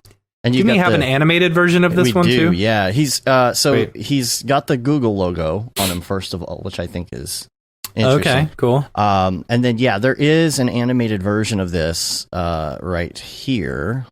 It always plays the dang audio. So again with the tune shading, that's really cool. And notice everybody's saluting this dude. I love the cloth too. It's really great. Yeah, the cloth is pretty. So this wonder if it's Marvelous designer, Duplex, or if it's actually like C40E cloth. I've got some like ideas for this guy though. Like, when there's the combination of like AI and humans and all that, and there's all this intelligence and all these new robots and stuff. I'm feeling like this guy is like super, super important, and everybody fears him. And I mean, look at everybody salute him. Especially that last guy, like he just pulls that arm. Oh, and up. there's big people in the background. Did you see that? No, I didn't. Where's that? Yeah, look, there's one big people saluting. Yeah. Right. So this guy's pretty big. Oh, there's another one. Wow. But it's more of a Cyberman type thing, Yeah. But that one's great. Let's go to this next one. This one is like, I want to get a print of this. This is June 12th. Yeah, it's very pretty. Soul Suck. Man, this is just so awesome. And again, like he's been doing like these kind of painted effects that you almost can't see unless you blow it up and really experience it. And he's got people running from this deal. And I love what you did. You immediately created a meme out of this. Client. Well, in my defense, it was Chad Ashley that said, "How long until we see a Mograph memes of this?" And so I immediately saw that. And I was like, "Now, right now." The client says, "I have just one more quick change," and you're getting sucked in, like we always do. Anyway, man, this is just so great. I really am considering like trying to get a print of this. Yeah, it's cool. And then lastly, that should be the next Louis Vuitton, shirt. Right. Yeah, the next $2,000 Louis Vuitton shirt. I'll make my own shirt. I'll make my own shirt out of it. Put the Louis Vuitton logo on it. Yeah. And then lastly, we've got June 13th. This is Gigantica. And, I mean, first of all, you need something this big for General Duplex to live in. Or does he live? Yeah, does I General guess. Duplex? Does General Duplex live in a duplex? I have no Or idea. is this more like duplex, like, telephony? Full duplex. I don't know. No. Yeah, No? I don't No? know. Anyone? Okay. I think I think General Duplex should live on top of this. I think he should live in the top because Yeah, maybe. yeah. Is this made out of? No, I think that's just like in a Are those apartment Are those building the or little? something. What are those made out of? I don't Are know. those like the little cargo containers? I can't tell. I think so. It's Yeah, kinda small pretty sure there. they're cargo containers. Yeah. I think that's probably the new apartments. Like people who live in there have to live in the apartments, and then the people down on the ground, they're the 1%ers. It's just weird know. that everybody in the future doesn't know how to run cabling correctly. It's just all over the place. Well, they don't have the resources for it anymore. Yeah, I guess You not. know, It's- they just have to. Can't just run it deal with straight it. down. Have to do it at an angle. I don't know. Anyway, yeah, that's all I have for that, yo. I don't know. Sweet. Yeah, I All think right. that was a really good show. I enjoyed that today. Yeah. Yeah. So I've noticed a big difference from the first time we had Jules on to like now. Like I've been so inundated into the Octane, vernacular and stuff that I can actually A little follow easier along to with understand, everything. follow along. Yeah. It's a lot easier. Yeah. yeah, totally. Yeah. So coming up in the next 3 weeks, next week we got Chris Schmidt. That's going to be Woo. really fun. I need to talk to him. Like, Yeah, it what are is. we going to talk about, man? Like, Oh man, what aren't we going to talk about? man, I'm so excited. We got to think about that Yeah. a little bit. And then, of course, like we said, the week after is Casey Hupke. Yep. We'll talk about health and wellness. And then Josh Johnson will be on the week after that. So looking forward to that. Wait, go back. What? When's Casey Happy on? 2 weeks from Isn't today. Penny? When's Penny coming on? I don't know, man. I don't know. I'll right. look at the schedule and see. So, We got Penny coming on too. on the same day? No, I'm Oh, looking. yeah. I thought. Oh, yeah. We added Penny. no, we have her down for the 8th. for the 8th. She's coming on the That's 8th. right. Yeah. Yeah. Yeah. Josh Johnson is 2 weeks after Casey Hupke. So after Casey is Penny. Oh, okay. Yeah, we actually Yeah. just added her the other day, so I don't have any of the promo pieces written up for that. Way to yet. go, Dave. Yeah. So that's about Yeah, it. You July can rate us on iTunes, leave a review. You can also subscribe on your podcatcher of choice. It helps get our ratings up. And the newsletter, you can subscribe to our newsletter. We're going to start sending some stuff out, hopefully later this year. You can say you've been... we've been sending stuff out. Oh, Yeah, like Camp the Mograph reminders and but we stuff got like some that. other things. We're starting to release some more videos and things like that. You Mhm. can say you've been there, done that, got the t-shirt with the Mograph logo tee. It's on Amazon. All of these are on Amazon. The Paul Babb, Feel the Yep. Babb 2020 shirt, all the profits from that go to Doctors Without Borders. Render Things shirt, hoodie, and long sleeve tee, whichever one you want. And don't forget, that Render is Fire shirt just introduced Oh my as well. gosh. Just so you can sport that at like SIGGRAPH or something. I don't know. Yep. But I'm wearing my Raid Zero shirt yeah, today. I'm wearing my Bob's Burgers thing. And that's about it. We're on Facebook, Twitter, Instagram, Periscope, YouTube, Mograph.com, all the stuff and things. And yeah, we're going to get out of here. Yay! Yay! Thanks for being on, everybody. We'll catch you next week. Until next week, I'm Dave. And I'm Matt. Have a good one. Later, yo.